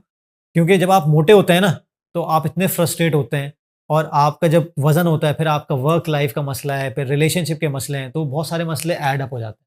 मैंने बाज़ डॉक्टरों से सुना है कि 40 साल के बाद विटामिन डी का टेस्ट तो लाजमी कराएं, हड्डियां कमज़ोर होना शुरू हो जाती हैं, ठीक है, और अगर वो विटामिन डी कम हो तो उसके लिए मेडिसिन जो है विटामिन डी की जो गोलियां आती हैं वो Supplements हैं, लाजमी बिल्कुल खाएं। है। तो आप भी यही जी जी बिल्कुल है, recommend करते क्योंकि हैं कि- अगर देखें और उसकी कमी से क्या क्या नुकसानात होना शुरू हो जाते हैं। विटामिन डी देखें बहुत इंपॉर्टेंट है, ज़ाहिर है हड्डियों के लिए और फैट लॉस के लिए, क्योंकि वजन बढ़ता है अगर विटामिन डी की कमी होती है, बहुत इंपॉर्टेंट विटामिन है। और हमारे यहाँ पाकिस्तान में, पाकिस्तान इंडिया में जिस तरह का हमारा कल्चर है, हम ज़्यादा धूप सेकने का हमारा रिवाज नहीं है इतना, जी, जी। और वो कल्चर नहीं है, तो मैं अगर यहाँ पे हम लोग तकरीबन 5 लोग बैठे हुए हैं, तकरीबन 4 डेफिशिएंट आएंगे या इनसफिशिएंट आएंगे, तो ये नॉर्मल है। तो सही। उसके लिए आपको ये होता है कि आप तकरीबन 2 हफ्ते तक आप जो उसके एक इंजेक्टेबल्स आते हैं आप वो यूज़ करें, फिर उसके बाद उसके सप्लीमेंट्स यूज़ अच्छा, करें। जिम का अच्छा टाइम क्या है, जॉगिंग का अच्छा टाइम क्या है? डिपेंड करता है आपके लाइफस्टाइल पे, कोई अच्छा टाइम नहीं है। कोशिश करें सुबह, अच्छा है सुबह से बेहतरीन कोई चीज़ नहीं है, क्योंकि आप फ्रेश होते हैं और आपकी नींद पूरी हुई हुई हो तब। ये नहीं हो कि 2 घंटे की नींद के बाद आप सुबह निकल गए वर्जिश करने, जी। नींद पूरी हुई है, आप फ्रेश महसूस कर रहे हैं, सुबह से बेहतरीन टाइम कोई बाद नहीं है। लोगों को मगरिब के बाद टाइम मिलता है। सही है, कोई मसला नहीं, कोई मसला नहीं। बस आप 2 चीज़ों का ख्याल रखें, वर्कआउट पे तो आप जा रहे हैं, बाकी 2 चीज़ें कि आपने तमीज़ से रेस्ट किया हुआ और आपने खाना तमीज़ से खाया। रेस्ट का टाइम क्या बेहतर है? रात की नींद ज़रूरी है या किसी भी दिन 24 घंटे में 6 घंटे पूरे कर ले? आजकल तो खैर फ्रीलांस कल्चर है, तो लोग रातों को जाग रहे हैं, क्योंकि बहुत सारे लोगों में मेरे क्लाइंट्स ऐसे हैं जो यूएस के साथ काम करते हैं, ई कॉमर्स का या इस तरह का, तो उनके टाइमिंग यूएस के टाइमिंग से, वो सोते सुबह 8 बजे हैं, या 12 बजे सोते हैं। तो मैंने कहा भाई जहाँ से दिन शुरू हो ना, तुम्हारा टाइम जब तुम उठ रहे हो वहाँ से दिन शुरू हो रहा है, सही। अपनी क्लॉक को, बॉडी क्लॉक को वैसे मैनेज कर लो। तो ठीक। 6 घंटे की नींद, 6 से 7 घंटे की नींद बहुत है आपकी। अच्छा, मेंटल हेल्थ के हवाले से बताएं कि आजकल डिप्रेशन, स्ट्रेस बहुत ज़्यादा है। मेरा तो तजुर्बा है कि जिस दिन सुबह जॉगिंग करो दिन बड़ा अच्छा गुजरता है, ऐसा हंसी खुशी, बिल्कुल, बड़ा एक मज़ा सा आ रहा होता है लाइफ में। बहुत फ़र्क पड़ता है, बहुत फ़र्क पड़ता तो डिप्रेशन से निकलने के लिए, स्ट्रेस से निकलने के लिए जिम और जॉगिंग की बड़ी वैल्यू है। आप क्या समझते हैं कि मेडिकल साइंस भी ये बात बहुत मानती बड़ी है? वैल्यू है, बहुत बड़ी वैल्यू है। इसका अंदाज़ा आप इससे लगा सकते हैं कि फिजियोलॉजी आपके जिस्म से रिलेटेड होती है, साइकोलॉजी यहाँ से रिलेटेड होती है।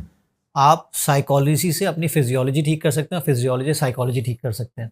जब आप जिस्म को थोड़ी कसरत करेंगे, थोड़ा सा मूव करेंगे, तो आपके हार्मोन्स उस तरह काम करेंगे। आप डिक्टेट करेंगे अपने हार्मोन्स को। फील गुड हार्मोन्स कहते हैं, जैसे सेरोटोनिन हो गया, जो सिगरेट पी के मिलता है, जो हाई मिलता है ना, सिगरेट पी के हाई मिलता है, यार मज़ा आ गया, जो लत होती है, वो एक हार्मोन आपके पार्ट्स होते हैं ब्रेन में, उसको हिट करता है जाके केमिकली। जो केमिकल होता है जितना भी होता है आपकी बॉडी में, ये बेसिकली एक्सरसाइज से भी होता है। तो आप उन हार्मोन्स को डिक्टेट करते हैं, तो आपकी फिजियोलॉजी साइकोलॉजी बेहतर होती है। दूसरी चीज़, जब आप, मुझे अच्छी तरह याद है कि एक नेशनल सेल्स मैनेजर जो तकरीबन 22-25 साल के एक्सपीरियंस थे, माशाल्लाह 45 ईयर्स ऑफ एज, एक दिन तकरीबन 60-65 दिन हो गए थे मुझसे ट्रेन करते हुए। एक दिन वो कह रहा है, फात भाई यार आज चमत्कार हो गया, आज बड़ा मज़ा आया, मैं सोच भी नहीं सकता था ये हो सकता है। मैंने क्या हो गया? बोला यार मैंने मैं खड़ा हुआ था, मैंने एक पैर पे बैलेंस करके अपने आप को दूसरे पैर ऊपर उठा के फीता बांध लिया। अच्छा। उनके लिए दैट वाज़ एन अचीवमेंट। ये क्या हुआ? आपने बेसिकली एक्सरसाइज करके अपनी वो सारा कॉन्फिडेंस बिल्ड कर लिया और वो मेंटल बैरियर तोड़ दिया कि मैं ये नहीं कर सकता। बोलने पहले मैं बैठ के भी नहीं कर सकता था, मतलब नीचे बैठ के नहीं कर सकता, मैंने खड़े-खड़े एक पैर पे उसको फीता बांध लिया। अच्छा। तो जब आप कोई चीज़ नॉर्मल करते रहते हैं, करते रहते हैं, करते रहते हैं, आपकी बॉडी, आपका एक-एक सेल अडैप्ट करता रहता है। क्योंकि ट्रिलियन सेल्स है ना, 1, 2, 3 सेल से लेके, मुझे अच्छी तरह याद है प्लेटलेट्स का भी, किसी को डेंगू हुआ हो, जी। खुदा ना खास्ता, मुझे 2010 में हुआ था। तो प्लेटलेट्स एकदम डाउन हो गए। उन्होंने कहा यार अब वो ना, तो हमें प्लेटलेट्स लगाने पड़ेंगे। घंटे बाद कोई 1000% शूट हो गए, ऊपर चले गए, और उसके बाद फिर कोई ऐसे शूट हुए कि नॉर्मलाइज़ हो गए 2 दिन में। कुदरत का निज़ाम, मतलब हमें जी। तो लग रहा था कि अब प्लेटलेट लगाने पड़ेंगे।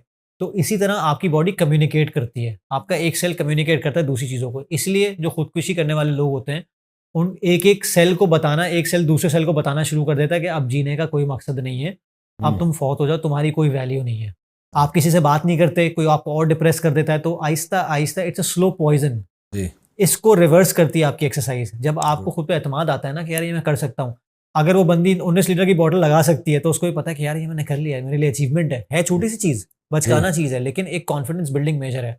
जी। Confidence building industry multi billion dollar industry है दुनिया की। बहुत सारी सही। बुक्स, मोटिवेशनल स्पीकर्स हैं, बात करने के लिए सब कुछ सही। है।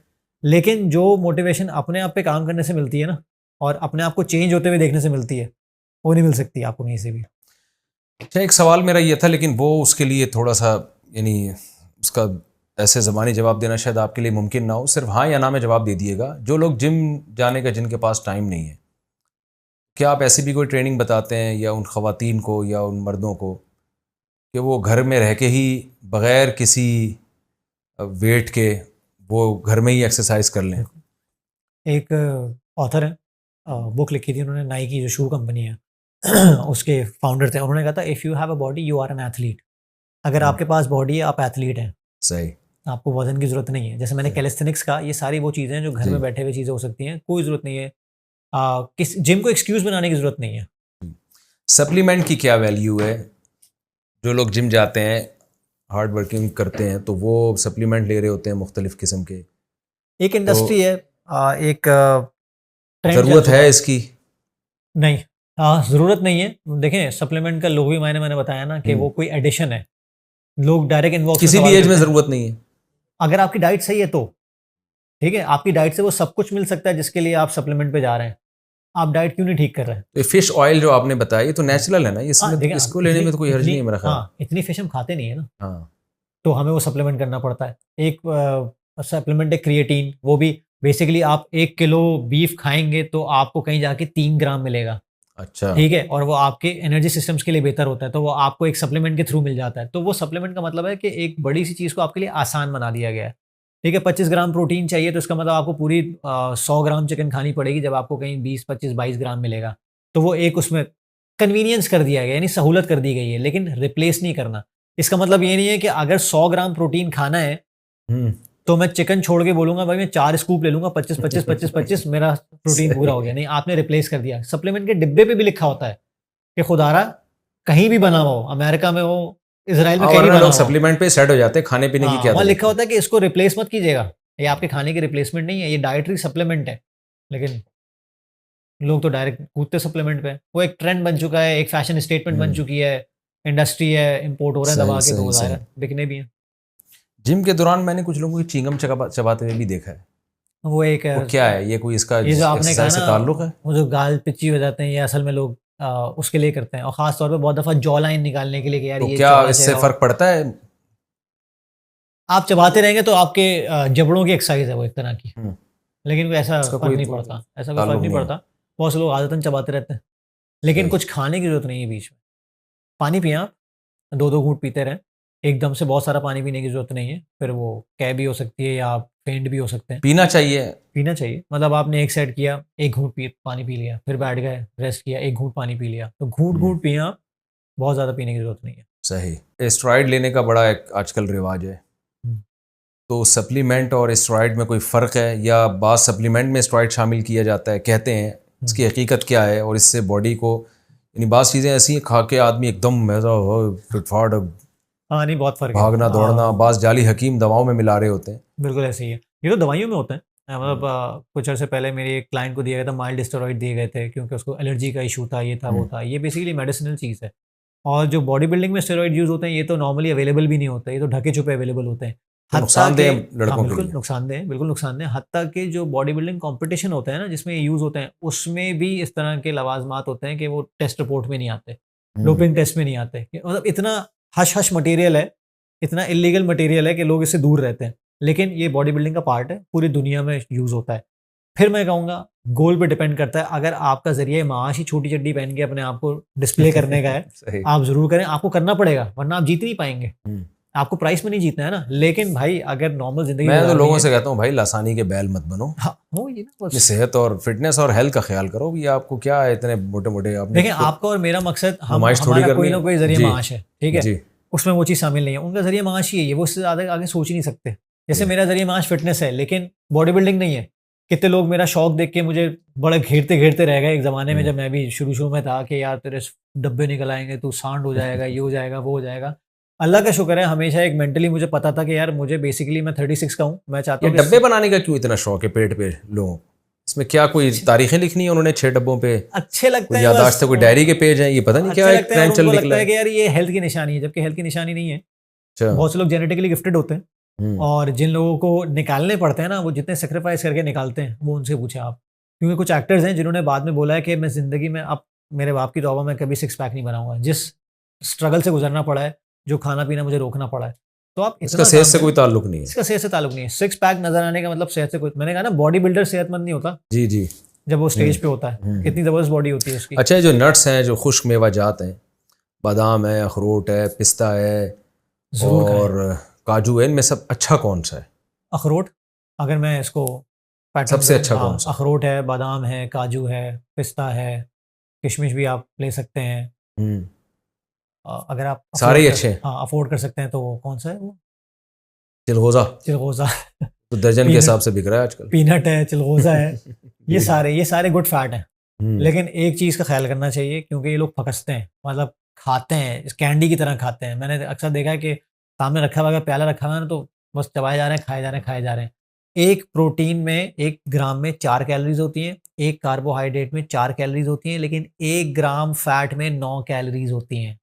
अच्छा, तो इसका मतलब है कि इतना इतना इतना प्रोटीन, फैट और आप कार्बोहाइड्रेट रखा कितने हुआ है ना, खाएं? मुट्ठी भर। आप यूँ उठाएँ, मुट्ठी में जितने आ जाएँ खा लें। अगर हम्म। मिक्स्ड हैं, आपने सब रखा हुआ है, बादाम वगैरह सब को मिक्स कर लिया, मुट्ठी में अच्छा, जितने हैं दूध आप में खा डाल लें। के भी पी सकते हैं या उसको? हाँ, पी सकते हैं, डिपेंड करता है कि आपकी सेहत का हाल अभी क्या है। उसको शेक बना के पिएँ, खजूर का शेक बना के पिएँ, उसमें आप करें। सही। ज़्यादातर कोशिश करें इस तरह की चीज़ें खाएँ, क्योंकि आपका जो डाइजेस्टिव ट्रैक्ट है ना, जिस तरह से एक खुदा का निज़ाम है, वो जब आप उसके फाइबर आपके डिज़ॉल्व होंगे और डाइजेस्ट होंगे, वो उसी तरह काम करेगा। एक चीज़ कहलाती है गट हेल्थ। गट हेल्थ क्या होता है? जरसूमे हैं अंदर आपकी बॉडी में, हाँ बैक्टीरिया हैं, गुड बैक्टीरिया हैं। बहुत दफ़ा कब्ज़ की शिकायत क्या होती है? आपके गुड बैक्टीरिया की कमी होती है। बहुत दफ़ा क्या होता है, इतना ज़्यादा फास्ट फूड आपने खा लिया कि अंदर बैड बैक्टीरिया की बहुतात हो गई है। अब आप उनको घास फूस दे रहे हैं तो वो कह रहे हैं क्या दे रहे हो? जी। आपके माइंड को बेसिकली ट्रिक करने लगते हैं कि नहीं यार हमें फूड चाहिए, अच्छा, फास्ट आप फूड तो चाहिए। ट्रेनिंग कराते हैं बहुत सारे लड़कों को, और बहुत सारे लड़के आते होंगे कि जी हम ज़रा फिट हो जाएं तो हमारी शादी हो जाएगी, कोई लड़की हमें पसंद कर लेगी। तो आप मुझे बताएं कि लड़कियां आपकी फिजिकल फिटनेस देखती हैं या जेब देखती हैं? आपका तजुर्बा क्या कहता है?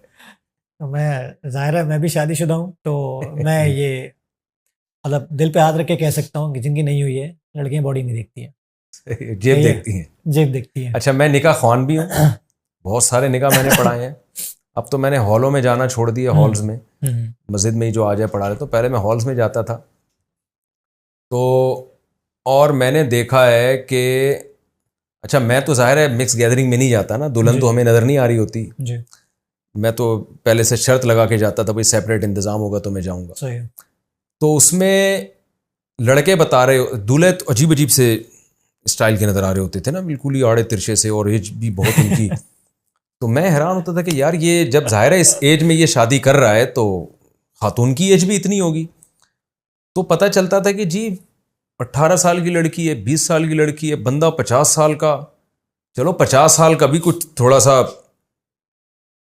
नेचर पे हो ना, जो कुदरत ने जिस तरह का पैदा किया था, वो बड़े आड़े तिरछे से बड़ी बेजोड़ सी शादियां हो रही हैं। नहीं तो आप बिल्कुल सही वो बात मेरा कर एक रहे क्लिप बड़ा मशहूर हुआ था ना, वो लोग समझ रहे थे मैंने ऐसी हवाई फायरिंग की है। जब उसकी तह में जाते पता चले जी पैसा बहुत है इसके पास। तो कुछ ऐसा ट्रेंड चल निकला है कि सिर्फ पैसा देखा जा रहा है, मेरा ख्याल हो। है। देखिए नॉर्मल सी बात है, फाइनेंशियल स्टेबिलिटी हर किसी को चाहिए, जी। गारंटी चाहिए। हम एंग्जाइटी के शिकार क्यों हो रहे हैं, फ्रस्ट्रेशन के शिकार क्यों अच्छा, हो रहे हैं? आदमी नहीं ऐसा करता, मर्द नहीं, मर्द में मैंने देखा है लड़के सबसे पहले शादी में खूबसूरती पे लड़की जाते की हैं, खूबसूरती देखते हैं, खूबसूरती पैसा पे नहीं जाते हैं, देखते। पैसा बिल्कुल दूसरे ऐसे ही दर्जे में होता है, बिल्कुल ऐसे ही है। लड़कियों में ऐसा नहीं है। अच्छा, अब लड़कियां वैसे वक्त के साथ साथ एडवांस भी हो रही हैं, वक्त के साथ साथ तो उनके ख्यालात भी बढ़ रहे हैं, और दूसरा जो उनके आसपास के लोग हैं, जो माँ बाप हैं, उनकी भी अवेयरनेस इंक्रीज होती जा रही है ना। वो भी फाइनेंशियल स्टेबिलिटी चाहते हैं अपनी बेटियों के लिए, तो वो रिकमेंड ये करते हैं, देखें सोने पे सुहागा है, शक्ल भी अच्छी है, बॉडी भी अच्छी है, और वो इस काबिल भी है। लेकिन अगर ये दोनों चीज़ें नहीं है, मैं काफ़ी ऐसे जानता हूँ, मेरे खानदान में इस तरह की काफ़ी शादियाँ हुई हैं और माशाल्लाह वो खुशबाश हैं, सब कुछ है, क्योंकि फाइनेंशियल स्टेबिलिटी कुछ भी कर लें आप, बहुत ज़रूरी चीज़ है। आपकी लाइफ में गारंटी क्या है, आप किस तरह उसको सिक्योर कर सकते हो। औरत को सिक्योरिटी चाहिए होती है। जी जी आपका असल मकसद क्या है? औरत को सिक्योर करना ना। जी जी तो बॉडी से सिक्योर नहीं करते, और खुदा ना खास्ता औरत को मारने पीटने आ रहा है कि आप सिक्योर करेंगे। औरत को फाइनेंशियल स्टेबिलिटी चाहिए आपके उसमें रहते हुए, जी जी, तो उसके लिए तो जाहिर है फिर लोग उसी पे जाएंगे। अच्छा, लेकिन ये जो लोग बताएं कि बहुत से लोग 4 शादियां करते हुए डरते हैं। मैं 4 शादियों की बात ना हो और मैं बैठा हुआ हूँ, ऐसा कैसे हो सकता है ना? तो वो डरते हैं 4 शादियां करते हुए कि यार हम तो बिल्कुल ही मार्केट से गायब ही हो जाएंगे, यानी हमारी पहले ही हम इतने कमज़ोर हैं, होते होते होते होते हम सिमट सिमट के बिल्कुल नहीं नहीं शॉर्ट हो जाएंगे मार्केट से। मैं उनसे कहता हूँ यार मैं आपके सामने मिसाल बैठा हुआ हूँ, मैं तो बहुत बारीक सा था। ठीक है ना? तो आपका तजर्बा और आपकी नॉलेज क्या कहती है? देखें, इंसान के फंडामेंटल फंक्शंस हैं, मतलब बेसिक फंक्शन है, जिसमें एक फंक्शन रिप्रोडक्शन है, जी नस्ल बढ़ाना है। कोई भी ऐसा काम जो अल्लाह ताला ने आपके फंक्शन में रखा हो, उससे आपको कमजोरी कभी नहीं होगी। जी जो हमने हैंड प्रैक्टिस की बात की, मैस्टरबेशन की बात की, वो तो अलग चीज़ है। लेकिन एक नेचुरल तरीके से जो आप शादीशुदा ज़िंदगी में आप जब एक अज़दवाज ज़िंदगी गुजारते हैं, तो वो ऑटोमेटिक प्रोसेस है। हाँ, एतदाल हर चीज़ में ज़रूरी है, जी ठीक है? आप एक शादी करें, 2 करें, 3 करें, 4 करें, उससे ऐसा कोई चीज़ नहीं है। हाँ, आपका लाइफ़स्टाइल उसको मेंटेन रखना चाहिए। ज़ाहिर है आपने 4 शादियाँ की हुई हैं, लेकिन अपनी ग़िज़ा का ख़्याल नहीं रखा हुआ, अपने आराम का ख़्याल नहीं रखा हुआ, अपनी मेंटल हेल्थ का ख़्याल नहीं रखा हुआ, तो वो चारों में से एक भी खुश नहीं रहेगी। सही है। तो कोशिश ये करनी है कि आप बैलेंस रखें, और जी, जी। ऐसा कुछ नहीं होता। वो कहते हैं कि मर्द और घोड़ा कभी बूढ़ा नहीं होता। मुझे तो सही लगता है, ऐसा ही होता है, क्योंकि आप जितना ख़्याल अपना रखेंगे उतना आप सही रहेंगे। अच्छा, वो एक छोटा सा मैं चुटकुला सुनाऊँ आपको। वो भी बात कर रहे थे कि लड़कियां आजकल पैसा देख रही हैं। हमारे एक मस्जिद के एक इमाम थे, उन्होंने अपना वाक़या सुनाया मुझे कि एक बूढ़े मियाँ ने पैसों की लालच में किसी जवान लड़की को फंसा लिया। कहते हैं वो मेरे पास आए निकाह के लिए ना, 80 साल उनकी उम्र थी। तो मुझे कहने लगे कि वो इमाम साहब मुझे वाक़या सुना रहे थे कि मेरे पास आए, मुझे कहने लगे कि जी वो इमाम साहब मैंने अपना निकाह करना है, लड़की की एज ये है और मैं शादी कर रहा हूँ, और तो मुझे बताएं मेरा असर के बाद निकाह है, इसके लिए मुझे क्या क्या चाहिए? कहते हैं मैंने उनकी शक्ल देख के कहा आपका इसके लिए क्या क्या ज़रूरी है? कहते हैं, मैंने कहा बस असर तक आपका जिंदा रहना जरूरी ठीक है। और फिर आप किसी डॉक्यूमेंट की ज़रूरत नहीं। बहुत अच्छा लगा आपसे मिलके, अल्लाह बहुत जज़ाए खैर दे। और आप अपने चैनल का भी थोड़ा इंट्रोडक्शन करवा दें ताकि लोगों को कुछ सवाल पूछना हो आपसे, आपके चैनल पे जाके, वहाँ फ़ोन नंबर भी मेरा ख्याल आपके चैनल पे होगा। मेरा ब्रांड, क्योंकि ये सब चीज़ें, ये नॉलेज से इनका ताल्लुक नहीं है, इनका ताल्लुक है प्रैक्टिस से और माइंडसेट से। इसकी मिसाल ऐसे हमारे हज़रत मुफ्ती रशीद अहमद साहब रहमतुल्लाह अलैह फरमाया करते थे, ये मिसाल तो दीन की है लेकिन दुनिया पे भी फिट होती है कि आप कोई फासला तय करना चाहते हैं तो इसके दो तरीके हैं। आप यहाँ से मक्का जाना चाहते हैं ना, एक तरीका ये है कि आप ट्रिग्नोमेट्री का इल्म पढ़ें और फिर आप देखें कि डायरेक्शन कहाँ है, फिर इसके लिए आप जहाज़ ख़रीदें या गाड़ी ख़रीदें और फिर आप गाड़ी चलाना सीखें, जहाज़ उड़ाना सीखें वग़ैरह वग़ैरह, और फिर आप जाएं। दूसरा आसान तरीका है भाई, जो पायलट है ना मक्का जा रहा है, चुप करके आराम से उस पर एतमाद करके बैठ जाओ, जहाँ जहाँ जा रहा है वो चलते जाओ उसके साथ। तो ये तो मैंने जो थोड़ी सी अवेयरनेस के लिए आपका इंटरव्यू लिया है। दीन में भी ऐसे ही है कि जब तक आप किसी बाकायदा प्रॉपर आलिम से आप उसको अपना मेंटोर नहीं बनाते, जिसको तसव्वुफ में कहा जाता है अपना शेख व मुर्शिद नहीं बनाते, आप काबिल एतमाद आलिम हो जो अल्लाह वाला हो, आप अपने आप को उसके हवाले करें, वो आपको खुद ब खुद शरीयत के ट्रैक पे चलाएगा और आप वो मनाजिल तय करेंगे जो एक अल्लाह वाला बनने के लिए, अल्लाह की मोहब्बत के लिए ज़रूरी है। इसके लिए सिर्फ किताबें पढ़ के या अपने तौर पे मालूमात हासिल करने से इंसान दीनदार नहीं बनता। जैसे नबी सल्लल्लाहु अलैहि वसल्लम ने सहाबा की तरबियत की है, प्रॉपर तरबियत की है, सिर्फ किताब देखे नहीं चले गए। सहाबा ने ताबीईन की, ताबीईन ने तबा ताबीईन की, सिलसिला आज तक चला आ रहा है। कोई दुनिया में आज तक ऐसा बुजुर्ग नहीं है जिसने किसी को अपना मेंटोर ना बनाया हो और अपने आप को उसके हवाले ना किया हो, जितने भी बड़े बड़े बुजुर्ग हैं। तो ऐसे ही मैं लोगों से कहता हूँ, फिजिकल फिटनेस के लिए ये तो आपको हमने मालूमात दी है ना, ये काफ़ी नहीं है। इसका आसान तरीका होता है भाई, आप जाएं किसी ट्रेनर के पास जो माहिर हो। पाकिस्तान में मैंने कहा मंजन वंजन बहुत बिकते हैं, ठीक है ना। कोई माहिर ट्रेनर के पास जाएं और आप बोलें भाई मैं हेल्दी लाइफ गुजारना चाहता हूँ और मैं एक फिट होके ज़िंदगी गुजारना चाहता हूँ, तो वो जो आपको गाइड करेगा ना आपके हिसाब से, वो ज़्यादा अच्छी गाइडेंस होगी। फहद साहब का जो मैंने इंतखाब किया ना, वो अपने चंद दोस्तों को मैंने देखा, वो बड़े आड़े तिरछे थे और इनकी निगरानी में अल्हम्दुलिल्लाह वो बड़े ज़बरदस्त हो गए। एक साल के अंदर उनके बड़ा अच्छा आउटपुट, बहुत अच्छा था, रिजल्ट बहुत अच्छा था। असल में उन्होंने दो काम किए जी। तो यही है कि भाई असल तो ये है कि आप किसी से प्रॉपर ट्रेनिंग लें और अपने आप को उसके हवाले करें। एक साल के लिए आप कुर्बानी का बकरा बने, फिर जो आपको खाने का कह रहा है वो खाएं आप। एक साल बड़ा ज़बरदस्त टाइम। हाँ, तो एक साल में इंशाल्लाह आप बहुत फिट हो जाएंगे। और मैं लोगों से कह रहा हूँ कि आप चंद महीने एक्सरसाइज करके देखें, इतनी अच्छी सेहत हो जाती है और इतनी अच्छी लाइफ हो जाती है इंसान की। वो कहता है यार मैं किस अजाब में जिंदगी गुजार रहा था मैं, बिल्कुल यानी मेंटली बहुत खुश हो जाता है, कॉन्फिडेंस बिल्ड हो जाता है। और आपने दो बातें जो की, एक मेंटोरिंग वाली, दुनिया की बड़ी बड़ी कॉर्पोरेशन जिसके साथ भी मैंने काम किया है, वो मेंटोर आपको असाइन करते हैं कि आपका मेंटोर है, आपको पूरा सिस्टम सिखाएगा, जबकि आप सीखे सिखाए हैं जी, लेकिन उस कंपनी का मेंटोरिंग जरूरी है। तो ये तो बेसिकली आज तक हर सिस्टम फॉलो कर रहा है। दूसरी चीज जो मैं लोगों को कहता हूँ कि एक गैप है। एक्सपेक्टेशन क्या है कि 1 महीने में कम करना चाहिए, 10 दिन में कम होना चाहिए। और एक्सेप्टेंस क्या है? एक्सेप्टेंस यहाँ है कि यार बॉडी इस तरह काम नहीं करती है, इसको बढ़ाएं, बॉडी टाइम लेती है, नेचुरल चीज़ें करो, दवाई नहीं करो, सही है, क्विक फिक्सेस। और जब ये गैप मिलेगा ना आपस में, जब कहीं जाके काम होना शुरू होता है, एक मेंटोर अच्छा होना चाहिए, दूसरी आपकी एक्सपेक्टेशंस और एक्सेप्टेंस मैच होनी चाहिए। जी जी। अच्छा, आप अपने चैनल का भी तारुफ करवा दें। और मैं वैसे लोगों को, क्योंकि आजकल हमारे यहाँ नेगेटिव सोच काफ़ी ज़्यादा है लोगों में ना, जो ये प्रोग्राम देखने उनके अलावा की बात कर रहा हूँ ठीक है ना। मैं जो इनको लेकर आया ना इंटरव्यू के लिए, तो कोई ऐसा नहीं है कि इनसे हमने कोई लिफाफा लिया हो और हमने कहा कि हम आपको प्रमोट करेंगे। तो मुझे वैसे ही सोसाइटी में कोई बंदा काम करता हुआ नज़र आता है तो फ्री में मैं उसको कोशिश करता हूँ अपने चैनल पे उसका इंटरव्यू लूँ, और ताकि लोगों को फ़ायदा हो, लोग जाली लोगों से बचें और सही लोगों के पास लोग आएँ। और जैसे फहद साहब हैं माशाल्लाह, बहुत अच्छा काम कर रहे हैं, और बहुत सारे ट्रेनर और भी हैं जो सारे 2 नंबर नहीं हैं, 1 नंबर लोग भी इसमें बहुत हैं। तो आपको जो भी अच्छा लगे आप उससे ट्रेनिंग लें, और आप अपने YouTube चैनल का भी लोगों को एक हवाला दे दें ताकि कोई आपसे रब्ता करना चाहे तो वो आपसे भी रब्ता कर मेरा सके। एक ब्रांड है फिटलेक के नाम से। इसका मतलब है फिटनेस मीट्स इंटेलेक्ट, क्योंकि मेरे आई बिलीव के हमारे इंटेलेक्ट और अकल का जो कॉन्सेप्ट है ना फिटनेस से दूर है। तो मैंने दोनों को मिलाया है कि यार अकल डालो फिटनेस के अंदर, फिटलेक्ट, फिटनेस मीट्स इंटेलेक्ट। तो इसी FITELLECT, आप बेसिकली लिंक दे देंगे। तो यूट्यूब पे भी इसी नाम से हूँ, इंस्टाग्राम पे भी हूँ, फेसबुक पे भी हूँ। कोशिश मेरी ये होती है डेली अपलोड से आप लोगों को मोटिवेट करता रहूँ। और इनके साथ आने का एक मकसद ये है, मुफ्ती साहब के साथ आने का, कि एक बहुत अच्छा प्लेटफॉर्म है, क्योंकि मैं समझता हूँ हमारी सोसाइटी में ना डाइकोटमी है, मतलब बटी हुई है फिटनेस। एक वो फिटनेस है जो बहुत फैंसी और बड़े अमीर लोगों की है, एक बहुत देसी है, अखाड़ों की फिटनेस है। जी जो बीच में 90% आपकी जीडीपी चला रहे हैं मुल्क की, जो काम करने वाले गधे घोड़े मतलब किसका काम कर रहे होते हैं, वर्कोहॉलिक्स हैं, उनकी फिटनेस के बारे में लोग बात नहीं करते। मैं उन लोगों में से होकर आया हूँ, तो मैं उनके सारे इश्यूज को जानता हूँ। मैं चाहता हूँ कि यार आम आवाम को इस तरह समझाया जाए कि लाइफ उनके लिए ये लग्जरी नहीं, नेसेसिटी बन जाए। इससे बाद वो अपने घर में कल्चर डेवलप करना शुरू कर दे। जी तो इसके लिए थैंक यू वेरी मच मुफ्ती जज़ाकुल्लाह। साहब, आपने बुलाया। शुक्रिया आपका। अल्लाह